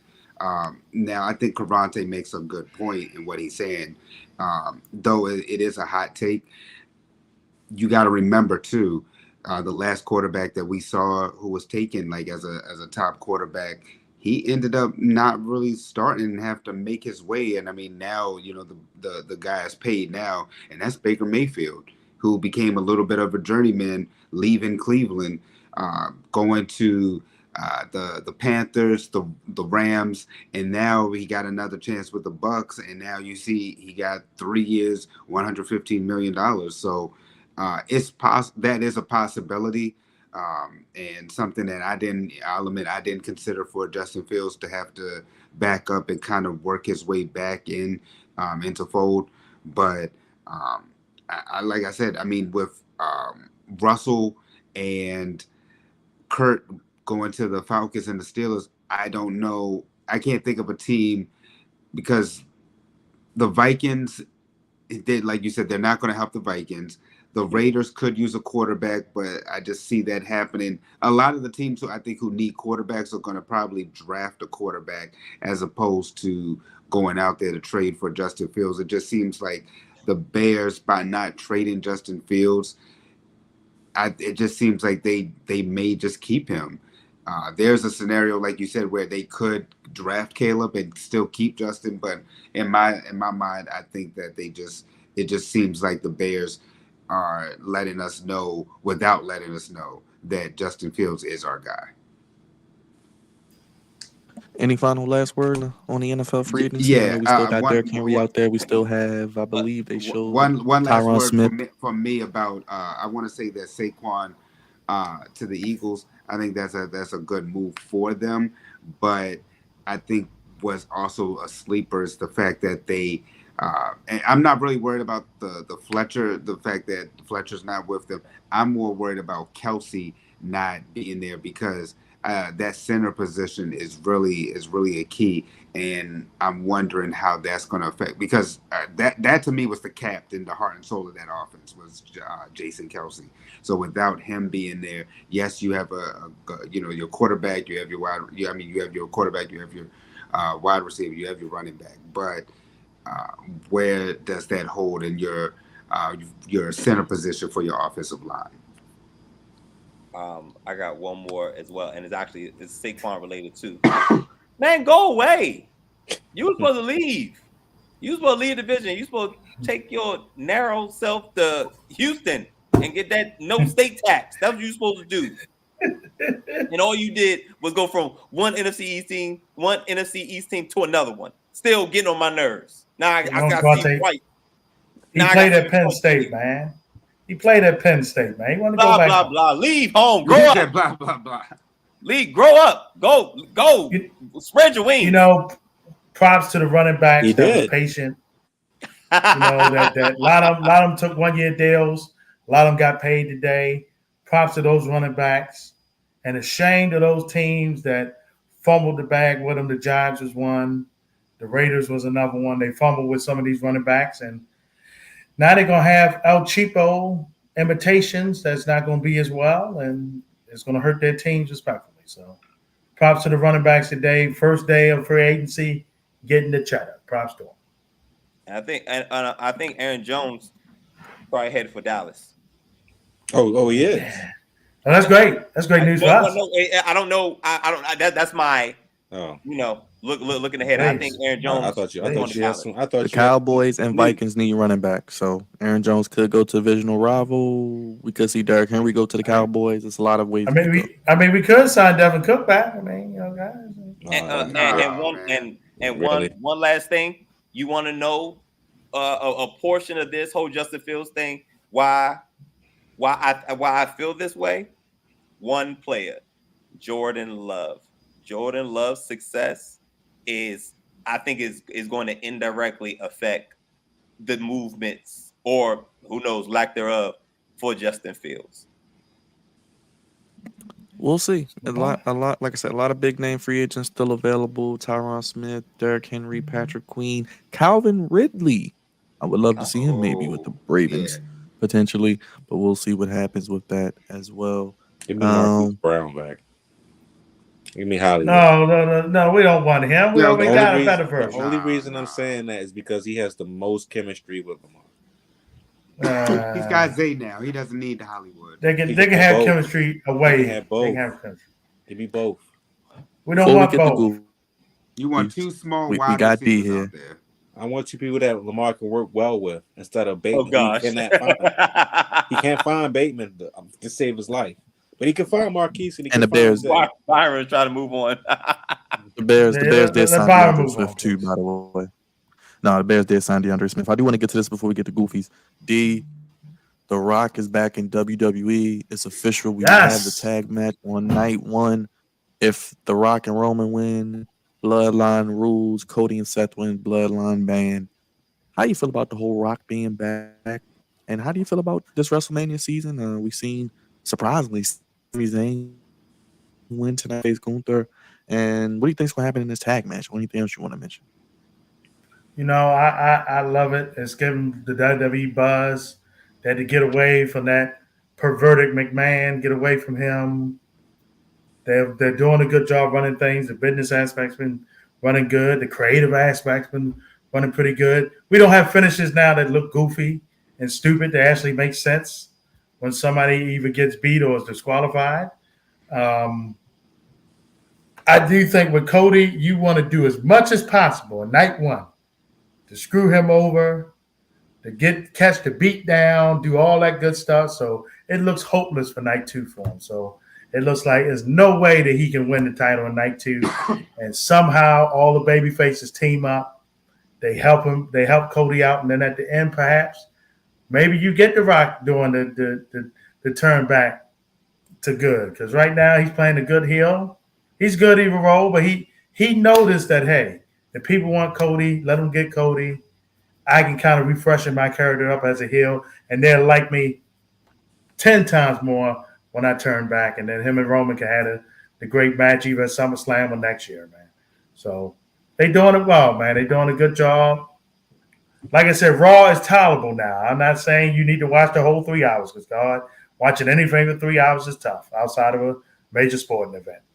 But, or Club Shay Shay. Hey, it depends on who he's interviewing now. If he's interviewing the right person now, look out. Don't feel like 3 hours. But I love it, man. I think the WWE's on the roll right now, creatively and in ring too. And they're pretty much making you go watch the PLEs, man. I mean, I know SmackDown Raw sometimes be lacking wrestling, but they talk you in the building, and that's kind of the art of wrestling. They talk you in, and then the big event is where you come and pay the money, and they're doing a good job at it. D, I disagree, D. I've been saying that I think it's actually the opposite. I think Cody and Seth actually win night 1, and night 2, I think Cody gets screwed over by Seth turning on him. I think it's somebody from the bloodline that has to make a debut. I think that I just think that there's more money in Cody chasing the championship as opposed to just finishing the story. Because my question has always been, before I let you go back in, the question I've always had is, once he finishes the story, then what? You're right. That's one thing with Dusty Rhodes is always great at. His dad was making sure even if he had the belt, it wasn't too long. He always got screwed some way. It just, with this situation, it hurts the Royal Rumble because then the Royal Rumble winner has lost to the same person 2 years straight. That's kind of that hurts the whole gimmick of the Royal Rumble as a whole. So Yeah. that's why the plan I heard was they was going to get Cody like an injury angle. I would prefer him not to win the Rumble at all, and him and Drew McIntyre kind of have a little personal beef and then go from there. But they had Cody win the Rumble, and then Yeah, they that's where got they out the messed mess. themselves up. I agree right there. They should have never had Cody win the Rumble. It should have been maybe Drew, Rock, but it shouldn't have never been Cody because then we wouldn't have been in this position in the first place. And I think that when we had Rock and Roman finally being able to face each other, then that would have been sufficient enough. But Right. Cody winning the Rumble messed everything up. Yeah, they kind of forced their hand there, but even with that situation, they was able to get out of it and make some lemonade out of some sour lemons. I mean, I gotta give it to them on that one. Go ahead, Raj. Oh You will man. be there for night 1 and night 2. Yes, I Hey, will be. There I you will be go. in the building for both. I think Dre, you gonna be. Well, I don't think Dre's gonna be in the building. no, I'm here. No, no, I'm talking about as far as night one, but I think Yeah, you'll be that'll too. probably be the night because everybody wants to see Rock, um, you know, wrestle. So Right, right. Get your So tickets now. They fly like hotcakes. Get them now. ain't they, man? yeah, but yeah, I'll be there in the building. I just want to say this. Yes, WWE is getting back on track without that goofy bastard Vince McMahon there, which is also yes. That's right. That's right. You get the hell out and you stay the hell out. You perverted son of a bitch. But Bastard. either way, I'm glad that he's gone because he's disgusting. He's always been disgusting, and he's just an asshole. But yeah, man, I'm glad that wrestling is back in WWE. It has been stale for years. With The Rock coming back, man, and I'm so happy, man. Even though him and Roman are not going to fight, I think The Rock. Yet. They're not going to fight yet, but I think the whole plan was for next year because I remember The Rock going and saying that he was a long gamer and all this other type of stuff. And I think Stephen A. asked him specifically, "Are you going to fight your cousin?" And he pretty much dodged it. So I think that was always the plan to fight Roman in 41, and for Cody to be that person to fight Roman this year. I think that was always it. The fans didn't know that, of course, but it is what it is. But I would prefer that Cody not finish his story this WrestleMania. Not because I'm going to be there, but just because for that simple fact what Dre said. If you win the belt, where do you go from here? Like I think he should win it at a later date.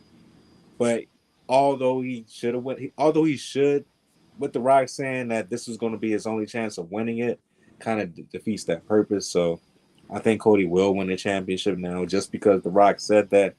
Is either that or we're going to have another AEW situation where he just doesn't get the belt at all, and I just don't see that happening. Um, but it's going to be an interesting tag match, night one, where I do see Cody and Seth winning or losing. I'm sorry, I see them losing badly, and I think that Cody will redeem himself on night two. I think The Rock turns on Roman, and we get a predictable Cody celebration and victory. But for me personally, I would love to see him get screwed over. Just because, man, it's gonna piss a lot of people off. They're gonna be in Philly. They're gonna be going crazy if that happens. And You better get up out it of would there. just Get up out of there. we it we would all add gonna get more up out of there. it would add more drama to the story, and it would just be more thrilling and more passionate. But yeah, man. Hopefully, this is a good WrestleMania coming up. Hopefully, this story continues to amaze me because, be honest with you, even though The Rock, um, he's not going to be, of course, there every week like he used to be. I am really enjoying these Instagram posts that he's putting up. These 10 to 21 minute promos about Seth and Cody. They have been very entertaining. Masterpieces. Very entertaining. I'm pretty sure he's gonna put one up this Friday as well. So stay tuned for that. But yeah, man, The Rock is doing some of his best work. And hopefully, everybody's complaining about, well, Seth and Cody can't get their stuff off. How about y'all make an Instagram post responding to some of this stuff, man? I get it. You always say what you need to say in the ring because there are time restrictions, and you can't say exactly what you want to say because it is a PG product. But you can do an Instagram post, you can do a Twitter or an X post. You can get some stuff off. Well, not just that, they got a whole nother show. They got Raw. They can do it on Raw. They can do it on Raw, unopposed. But I want them. But I want them to be raw. That's the difference. I want them to be raw. Give your raw thoughts. Just like you are right now in the pajamas. But your raw thoughts. But either way, The Rock is doing his best work as of right now, and I can't wait for that concert, baby. That concert's coming on Friday. I already know it's coming. So yeah, man, it's great, man. It's great. Let's quickly talk about before we get into the goofies of the week about some of the other stuff going on in WWE because we got some good stuff going on still. Drew McIntyre's doing very well, doing really well what he's doing. The women's division is rocking and rolling. Jada Parker is in NXT. First of all, she is thicker than a milkshake. I'll tell you that. But second of all, since it's at the midnight, we can talk like that. Second of all, I think she's going to be a main event player on the women's side once she comes up. They're pumping out these women, man. I gotta admit, the women in the WWE and NXT system, I mean, it's fantastic, man. It's unbelievable what's going on. Even some of the average women, you would think they look good. And Jade Cargill, once she debuts, I hope it's the night at the Mania. She come on in, get a winning streak, roll on through, man. It's going to be tight, man. So the women division still doing really well. This is without Charlotte Flair, by the way. And Sasha Banks, Monet, whatever she want to be called, about to go over there to AEW on Wednesday, probably. So they're doing a good job there. They're doing a good job with Drew. CM Punk is coming back in 2 weeks. He probably won't wrestle, but he'll probably get involved in the Cody Rhodes. Not Cody Rhodes, in the Drew and Seth stuff. So they cooking right now, man. They got a lot of stuff. LA Knight, Randy Orton, Logan Paul. I mean, they got. I probably miss some people, man. They got so many people. Sami Zayn and Gunther, tag team 6-way. We'll see how that go. So they rocking and rolling right now, man. Got to get a WWE credit. They rocking and rolling, and folks in Jacksonville, let's hope they don't be like the football team. Nah, man. AEW is starting to really get back on track, man. They put on. They need my homie. They need my homie. He's coming back, but they have put on some really good shows these past 2 shows, man. Like ever since they did the new intro and the new logo. The problem is the ratings ain't showing that, man. That's fine. The M rankings looking good though. You can man. AEW, I'll admit, man, I've enjoyed. I can't wait till my boy MJF when he comes back. That's the key, man. He got to come back. But I think that they've the way that they how they handled the Sting situation. That was great. I will admit that's how you send somebody out. Short of that match as a whole, but that's why you send somebody. Their opponents, the tag team that they faced, their name just slipped my mind. Young Bucks. The Young Bucks. And what they're doing. Betty Kingston. What you call him, Jack Daniels? Moxley. Oh, Jack Daniel Moxley. No. Eddie Kingston look like one of the bums that be at my job. That's what Eddie Kingston look like. No, I think that bums on my job. AEW is doing some really good work, and then what D said too about NXT, what Mello and Trick, man, I'm anxious with that, boy. Walk that Trick, baby. The women's division over at NXT. I think that wrestling. Provante, we got to show you a picture of Jay Parker. They haven't showed you a picture of it yet. Good God. So hold on. Is she thicker than Nikita Lyons? But Nikita Lyons can't stay healthy, man. I'm sorry. I didn't. That train's done. She can't stay healthy. We're having a really good time though for wrestling right now, man. My thing is the only downside I could say right now is with the whole scandal. I am upset that we're not going to see Brock Lesnar versus Gunther, because that just what Simon says from what culture is just Men slapping beaters is something that he be saying. Or Well, midi me, men man. slapping me. Well, right now Brock is gonna be slapping Baphomet. Well, what he's been slapping I for the heard last Brock is 20 plus years. they're slowly gonna slip him back in, very slowly. Like slowly, like they slipped Hogan in there, and then they're trying to make sure that Roman takes care There of it his. is. There you go, Cavante. There you go. Roman Hey, has hey. the record. Yeah.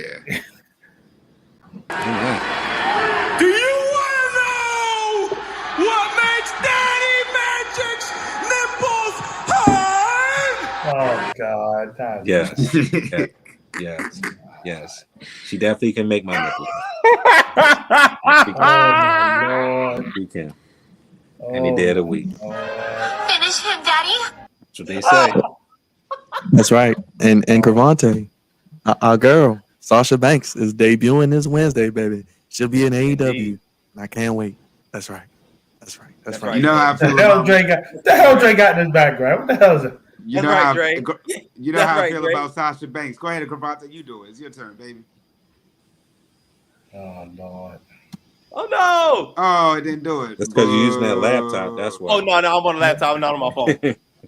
Can't do I it. mean, Sasha's all right, but again, with AEW, they didn't bring in so many WWE former stars. It's how you use these people. Hey, I Sasha got agree. Edge should have stayed retired. I'm sorry. Edge No. should have You know stayed what? retired. He's absolutely right because this whole thing with him and Christian, I'm like, come on, bro. Like y'all done fought like several times.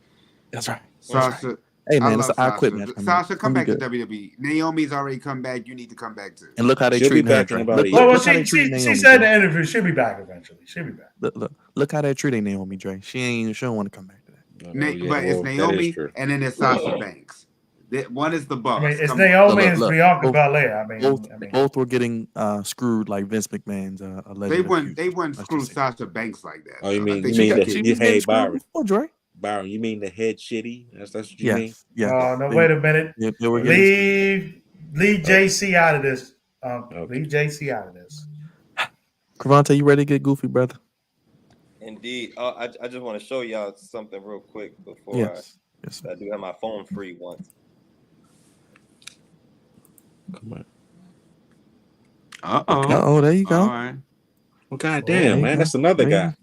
Now, hopefully he's not like terrible Andrew Wiley, but you pick from the best, man. You pick from the best.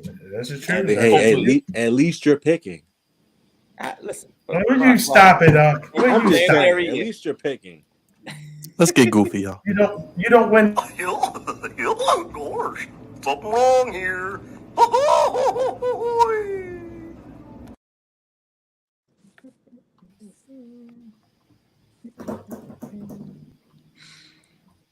There it is. All right, guys. Welcome. Well, now Welcome, that's welcome, goofy. Welcome to Goofies of the Week, sponsored by the Flex Zone. Appreciate you guys for giving me a little bit of time. Let me tell the good people what I thought was goofy this week. Just sports and more sports. I'm gonna start. I have two goofies, and they are both on the higher level of goofiness. Just due to all of what was going on in totality, all of what was going on in the situation. What seemed to be small situation. Well, at least in the first one, the small situation turned to a bigger situation because it happened in a bigger situation. So the goofiness is definitely at a higher level. And of course, y'all know I have my two levels of goofiness. Low level goofy, where we laugh at it, we kiki at it, in the hopes that it does not become a higher level of goofiness, to which then we would have to, congregate and get together and figure out why this particular person, action, thing, organization is goofy. And like I said, I had two situations that I wanted to talk about. The first one being I alluded to it earlier, the SEC game, the SEC championship game between LSU and the South Carolina teams.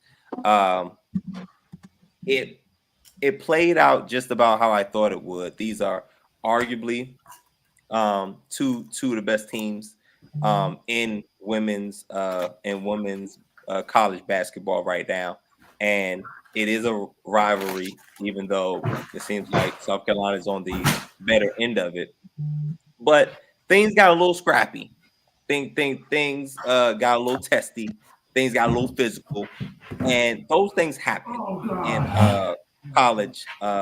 In sports in general, because it's a rivalry and the both parties want to win. So these are things that happen. This was a playoff type of atmosphere, and which is good for the sport. Like I said, very, very entertainment. And women's basketball is surpassing men's basketball, at least for this year. But in the fight, Flaw J. Johnson seemed to have gotten into it with a couple of the ladies from the South Carolina Gamecocks, and she hit the ground.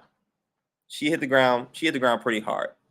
And when she hit the ground, somebody completely came out of the stands, jumped over the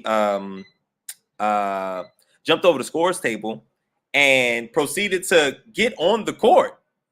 And lo and behold, it was Flage's brother by the name of Trayron Milton. And the goofy part in this whole thing is why? I don't think this was an occasion where things would get totally out of hand. There's referees, there's coaches, there's security. There's so many layers of protection and layers of security. That the brother. Yep, that's him. You didn't need to get involved. And again, I understand. As family, that's his sibling, that's his sister and all that, but she's not in any real danger, in my opinion. This is a basketball game, college basketball game. And again, understand you're trying to protect, but that's not your place to protect her right then and there. She's in this realm, and she's playing in his realm, and she participated in the physicality of it. So I felt as though it was goofy of him to jump over. Oh, snap, hit his head. You saw him? Look. Here you go. Right there. And it looked like it was two people that came out. So actually, dang, I don't even know which one's which. So, because two people came out, but so that's very, very, very, very goofy. I don't think it was that. It was that big of a deal. Yes, it might have got a little out of hand, but what are you going to do besides make it worse? You're not playing. You're not involved, and yeah, it looked like he put on his superhero cape and he was super goofy. I think that's what he was doing. And I don't know if you're aware, Byron, Dre, D, Raj, he's been locked up since then. The brother has been locked up. The brother then got locked up. The brother has been locked up since then. And Raj, you know what he's charged with? Goofiness. If that's a thing, we should make that a thing. But it would cover so many areas, like it would be crazy. But he was booked for assault and battery and disorderly conduct by the Greenville Police Department for his role after his sister was shoved to the court by South Carolina forward Camila Cardoza during the Southeastern Conference tournament game. He's in jail. Hey, yo. Oh wow, you actually pulled it up too. Oh wow, snap! Dang, can you make that bigger? Yeah, can you zoom in?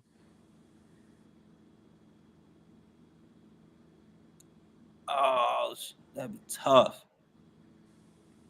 So yeah, the brother's in jail. The brother's in jail. I didn't feel like it was of the nature where he had to. One, he just did a lot. Jumping on the scores table, like what are we doing?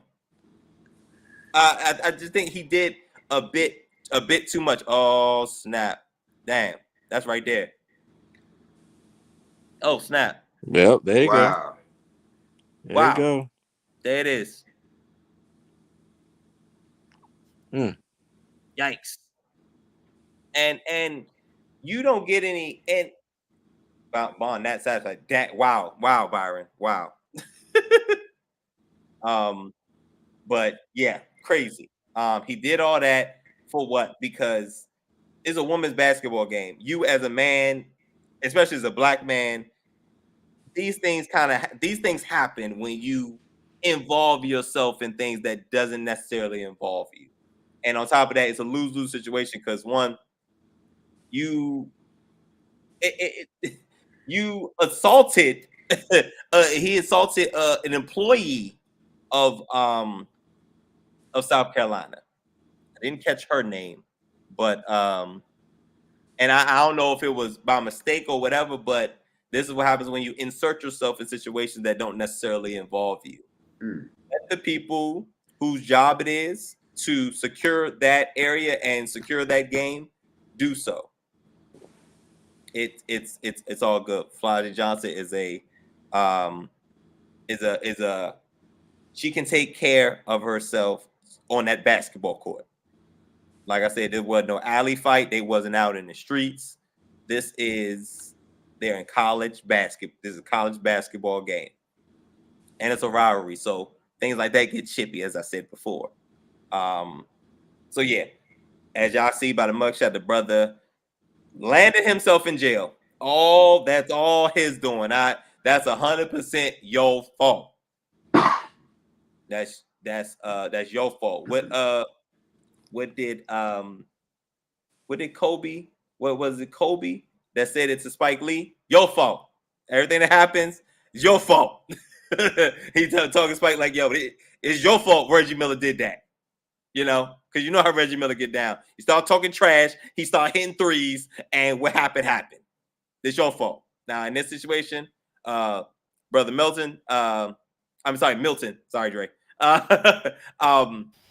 It's your fault. It's 100% your fault because you should have stayed in your seat and let the people that's in charge do their job.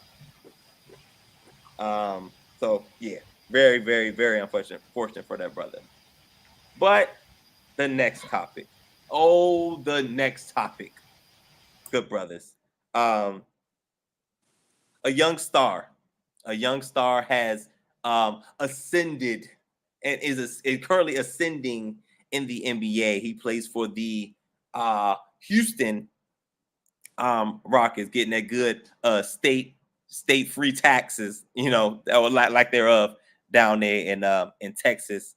But it looks like that money that would be free up is gonna go to other things.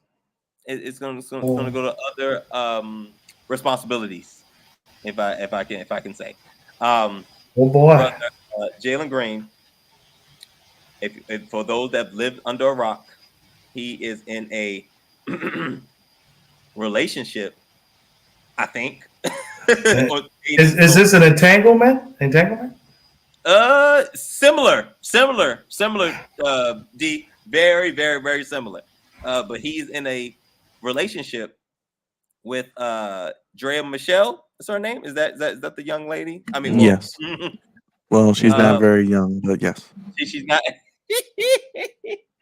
The woman in the picture is Miss Drea Michelle. Now, ordinarily, you know, we guys wouldn't probably say too much about this. Just looking at the two straight up, if you didn't know them two, like, oh, this looks like a fine couple. You know what I'm saying? He does look a little young, but knowing the two and knowing their ages and knowing their professions is what makes this goofy. Jalen Green is a 22-year-old NBA star. Like I said before, he's ascending. doing well for himself. Young star plays for the Houston Rockets. Drea Michelle is a. Does anybody know? Anybody want to take a guess at what she does? Oh, from Basketball Wives, right? Reality TV star, yeah. Okay, boom, there it is. Reality TV. Yes.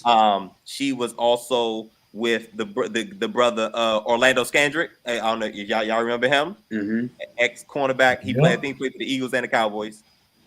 I think he was the Cowboys. He played for the Cowboys at the time when he was with her, and they have a 7-year-old son together, which is Miss Drea's second child and youngest child. Drea's 39, y'all. He's 39 years old, and these two people, Jalen and Drea, are expecting a child. Yeah. Yep. Expecting a child. For those that heard me before about me saying about her child with Orlando Scandrick, who is about 7. I want to say, I think he's 7. She has an older child. Anyone want to take a guess at how old her oldest child is? 15. We wish at this point mid 20s. A little bit younger. A little bit younger. Like 18. 20. We're almost there, Dre. We're almost there. 21. 21. Wow. Her oldest son is 21. And if y'all remember, Jalen Green is 22. So you're saying that she likes so you're saying that she likes the guys her son's age? Yep. Rod, that's what it looks like. Listen, I'm just pointing out the goofiness of it all. But yes, and like Dee was saying earlier, this is given entanglement minus baby. Minus pregnant baby, minus baby. But them expecting makes this a goofier because you have a son that's the same age as your child's father. There's a good 17, almost 18 years between y'all two. A full adult person between y'all two. And you're choosing to and the decision to procreate is crazy right here. And y'all want to know what it's given? It's given predatory. They do anything for clout. It's given predator. Or for a paycheck. It's given Well, predator. you see this here. Apparently, she was grooming his ex-girlfriend, and then she moved in and had a baby with him. So there you go. God damn. It's given predator. Now, those that there's some that may say, "Hey, it happens all the time in reverse." That's not right either. Nobody's condoning any of this because those guys. This is wild. This is definitely wild. Nobody's condoning that because those guys should be in a special place, preferably next to R. Kelly's cell, and they're preparing a place for Diddy soon. That's not cool. Being a predator on either level is not cool. Now, to the brother, this is why I think there should be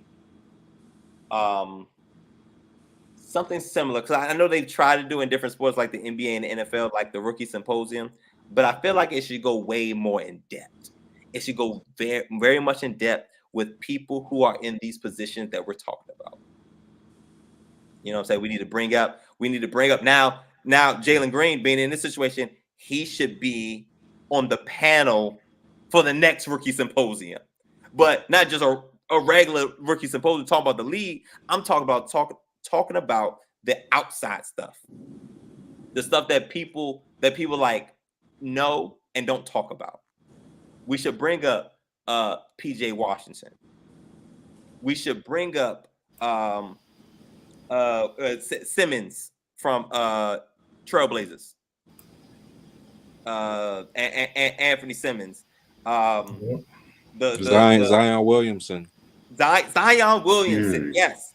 And the brother plays for the Pelicans. I'm drawing a blank, light skin, really nice. Okay. Brandon Ingram. Brandon Ingram, yes. I don't know if y'all know, but Brandon Ingram and Anthony Simmons had the same baby mother. Oh wow! I don't know if y'all knew that. Yeah, Brandon Ingram had a child first, and Anthony Simmons go right around. And I think they both had. I think she had 2 boys, so they both have sons. Hey. But same woman. This is a problem with guys. Like, this is a legit problem, and all of those brothers need to be on the panel and tell the story, because it's crazy how something that everybody knows, and yet still people are still falling in the same the pitfalls, and all that.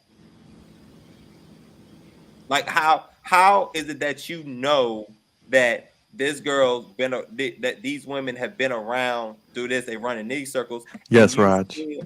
All of them. And you still procreate.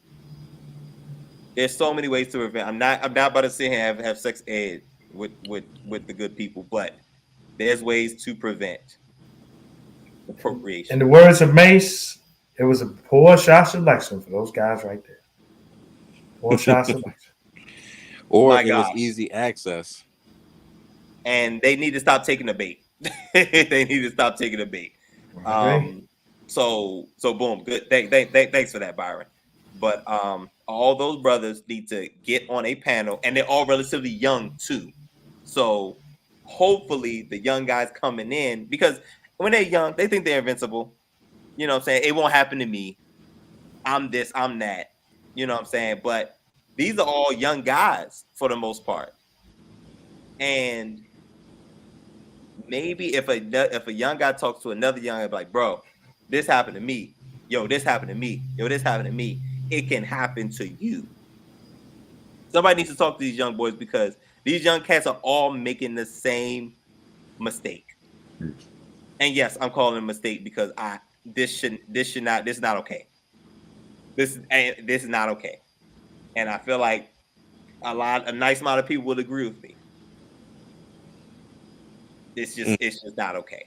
Now, to her side, like I said before, I think she's a predator. I think she's she's in the realm of the Brittany Renner. She's in that realm, looking for another comer, because you're not gonna sit here and tell me y'all in love. This is not like, there's nothing a 39-year-old has in common with a 22-year-old, except to say that I was 22 once. I was 21 once. The only thing y'all have in common is that y'all was both 21 at one point or another. There's nothing telling me that this is going to be a love story. This is going to end in happiness. Hey, getting passed around, Byron. That's what you're trying to say, brother? Huh? Hey, yo, I can't. So passed around more than a blunt with guys rounded smoking it. Listen, man, I'm just saying, and something needs to happen, and I think this is our way to try to help the young brothers in preventing and seeing the signs that somebody's trying to take advantage of you. And again, we all just named a bunch of young cats who's very recently been in situations or were in a situation at one point. This has to stop, guys. I'm tired of seeing these young, especially young black brothers, fall into the same pitfalls that, everybody falls into.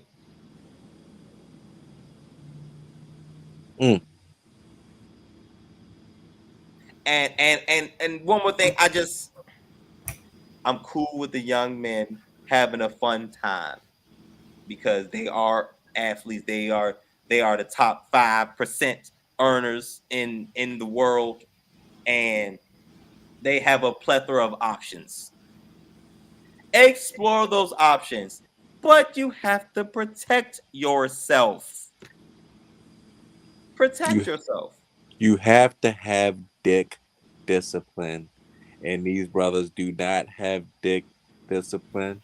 And when you don't have dick discipline, this is what your dick will get you in trouble with: is a bunch of thirsty thoughts. Leave these thoughts alone.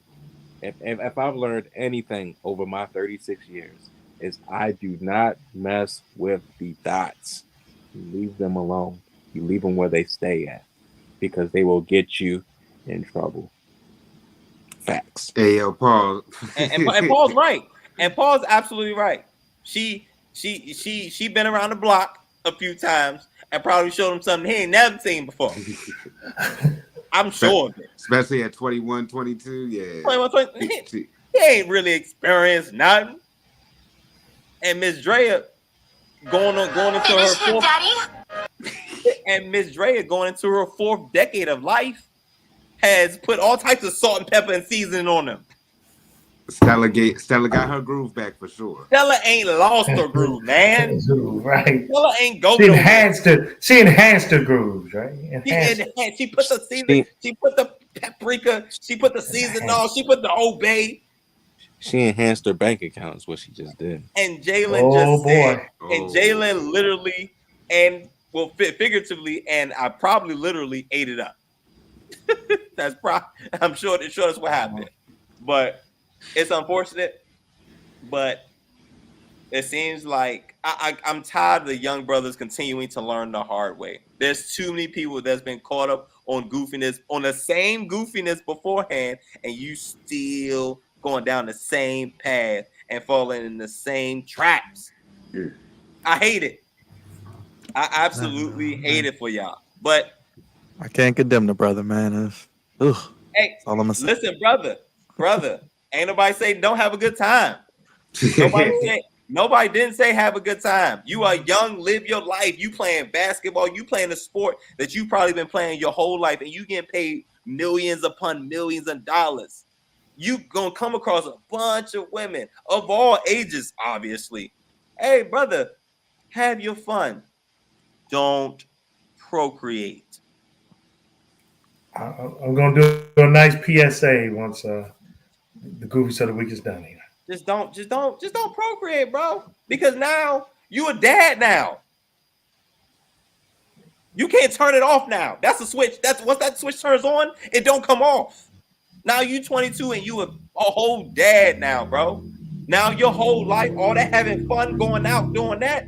Now it's like, that is it. Now you a dad. That's it. Hey, yo, Paul Lord won tonight. Nah, he ain't know. He probably didn't. And again, the young man needs some guidance. He needs some wise counsel, huh? Listen, Paul, black women are dangerous, man. They can get pregnant up until like 50, 60 years old. Don't let that science fool you, brother. It is very dangerous. True. Yeah, that is dangerous. Let's just say the older they get, the more ready they become. It's crazy. But those are my goofies of the week. Mr. Trayvon Milton, Flage's Johnson's brother, goofily jumping on the court, and I guess defending her. I don't know, being extra goofy, and of course, Jalen Green and his and Drea, Michelle's baby, expecting their first, her third child and his first. Happens, man. But y'all know my line. There's a thin line between goofy and great, and all these brothers and sisters are on the wrong end of it. Gotta do better, guys. Got to do better. Gosh, something wrong here.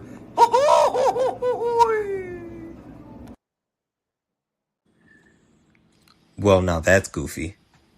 Orgasmic Yeah, yeah. Isaiah, I knew you'd come.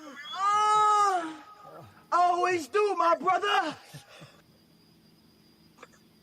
You know, We in the got words of DMVD and the Flex Zone, we serving this PA announcement: help control the human population. Put the sock on the pickle and the cover on the pie. Help control the human population, so we don't have stories like what Cavante just said about Mr. Green and some of these other former NBA players happen. So please help control the human population. Put the sock on your pickle. You're a man. Put the cover on your pie if you're a woman. Thank you. PA announcement from the Flex Zone now. Back to your release schedule yeah, program. Raj. It's Fully in progress. kicking us all out tonight. StreamYard is on one, Raj. Word. Please join us back. I don't know Yeah. what's Join us going back. I on. don't know what happened. Then kicked me out about 3 times. Hopefully, it kicked you out like pregnancy. Pregnancy kick out most guys. Ah, man, that's pretty much all we got. Drizzy Dre, Yeah, another we episode. didn't shout out. We didn't shout out Ward tonight, haven't we, guys? Episode 431 in the books, Dre. What can the people expect next week heading into episode 432? Special guest next week. Look, special guest on the Flex Zone as we prepare for the NFL Draft. More WrestleMania. There's a lot happening in the world of sports. This is one of the best times in sports. So we're going to give you sports how you want it when you need it each and every week. Thank you for that, Drizzy Dre. He is the executive producer and the co-founder, along with the senior producer, Cravante Bebe. Draft profiles, we got to get those pushed out real soon, my brother. Indeed. I can't wait, brother. It's gonna be fun. Yes, sir. Look for those heading into the end of the month. And last but not least, D, before you get out of here, D, I want you to tell people how to keep up with you. But the Baltimore Orioles, D, is this our year to finally bring a World Series back to Baltimore for the first time since '83? Hey, look, at spring training, they splitting the teams up, and both teams kicking teams' butts, man. I tell you, it's amazing, man. Let's hope they combine, send us in the regular season, baby. Repeat as AL East champs. At least get to the Burger League Championship Series this year. And we're looking good, baby. But quickly here to promote the Dice Money Network. Like I said, we're coming at you with the best action. We'll have the public school action from several semifinals and most other finals coming up here over the weekend. And AU basketball, lacrosse, little baseball starting up. We'll have all that coming down your way as well. So Dice Money Net on the Twitter and Facebook, Instagram, Threads now, and YouTube, Dice Sporting Network. And Cash App, money sign, Dice Sporting Network if you do like to donate. We appreciate all donations. D, we appreciate you being on. And Raj, social media producer, what do the people need to do if they are watching this or watching this later on as I get the soundbite ready for you, brother? Well, thank you. Sorry about that. They need to put the sock on their penis is what they need to do.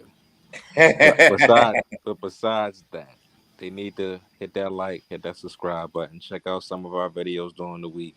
Now, I thought about doing a lot of shorts today, but I said, God damn it, there's just so many damn NFL free agency moves that are being made. I didn't feel like, just doing a video after video after video. I was like, no, screw that. We'll just do it tonight. Talk about a lot of the stuff tonight. But still, check out a lot of the videos during the week. I'm pretty sure there's going to be some Ravens news the next couple of days, hopefully. And just stay tuned, man. There's a lot going on. March Madness is coming up. Selection Sunday will be coming up. So just stay tuned. Yes, and Raj, I don't know if you heard, I did play one of your favorite cuts. Let me play that for you one more time. This is for Jalen Green and all you NBA professional players and rappers out here getting these women pregnant. Stop doing that. Orgasmic Isaiah, I knew you'd come. Always do, my brother. I'm about to go rob something. Y'all know me. I'm dangerous. Episode 432. We appreciate you being here. Robbery was committed, and she's now good for life. Yeah, check out the channel. We'll be live on Wednesday. Big Business AEW debut of Mercedes Monet. We'll be I live might join Sunday. y'all. Let me I know, see. D. Let me know. This Sunday, D, myself, and Roger Yeah. breaking down the bracket selection Sunday live stream Sunday evening. So hit the bell for that. Dre, Cravante will be back next week for episode 430. What's that? 432. And 2. Raj, real quick, who we got coming on? Let the people know who we got coming on. Very, very special guest.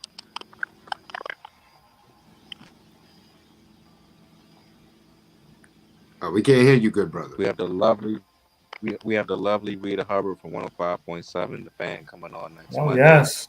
Can't wait to chop it up with her about this Ravens coverage and NFL free agency in general, and to see what her mind and thoughts is after this trying season of 2023. See what her thoughts is going into next season. So we'll be having her on, and we'll be chopping it up with her. And the Appreciate NFL that, shake Raj. in the building. Yes, sir. Make sure you check out Die on Die Sporting Net. Once again, he'll do all that high school sports, DMVD. Appreciate you, D. And we'll do it again on Sunday. Make sure you guys Yes, hit the sir. like button, hit the subscribe button, hit the bell if you haven't already. Thank you. Big shout out to Paul. Big shout out to Mark. Big shout out to Miss Queen. Big shout out to Dylan last week at Wrestling Podcast. Big shout out to Engraven. Engraven was in here early on. So big shout out to everybody. Big Reg. Can't forget about you. Always here as well. So once again, fellas, only place giving you sports how you want it. When you When need you it. need it. Hope your ones and acknowledges. Hit us on Facebook, Twitter, Instagram, the Flex Zone One. What is it, D? The what? The what? The Twitter. Or now X. At the Flex Zone One. Well, yeah, now it is X. Flex Whatever. Zone Podcast on TikTok. We'll be here. FlexZone1@gmail.com. Guest ideas want to be part of the show. Hit the like button on your way out. We're putting the kids to bed. Thank you guys for being with us. 2 hours of Hello, content. guys. Live Wednesday for AEW. And we'll be back with you throughout the week as we head into Wrestle Mania season on the Flex Zone Podcast. Have a good night, everybody. Thank you guys for watching. Stay tuned to the channel. More updates coming to you each and every day. One.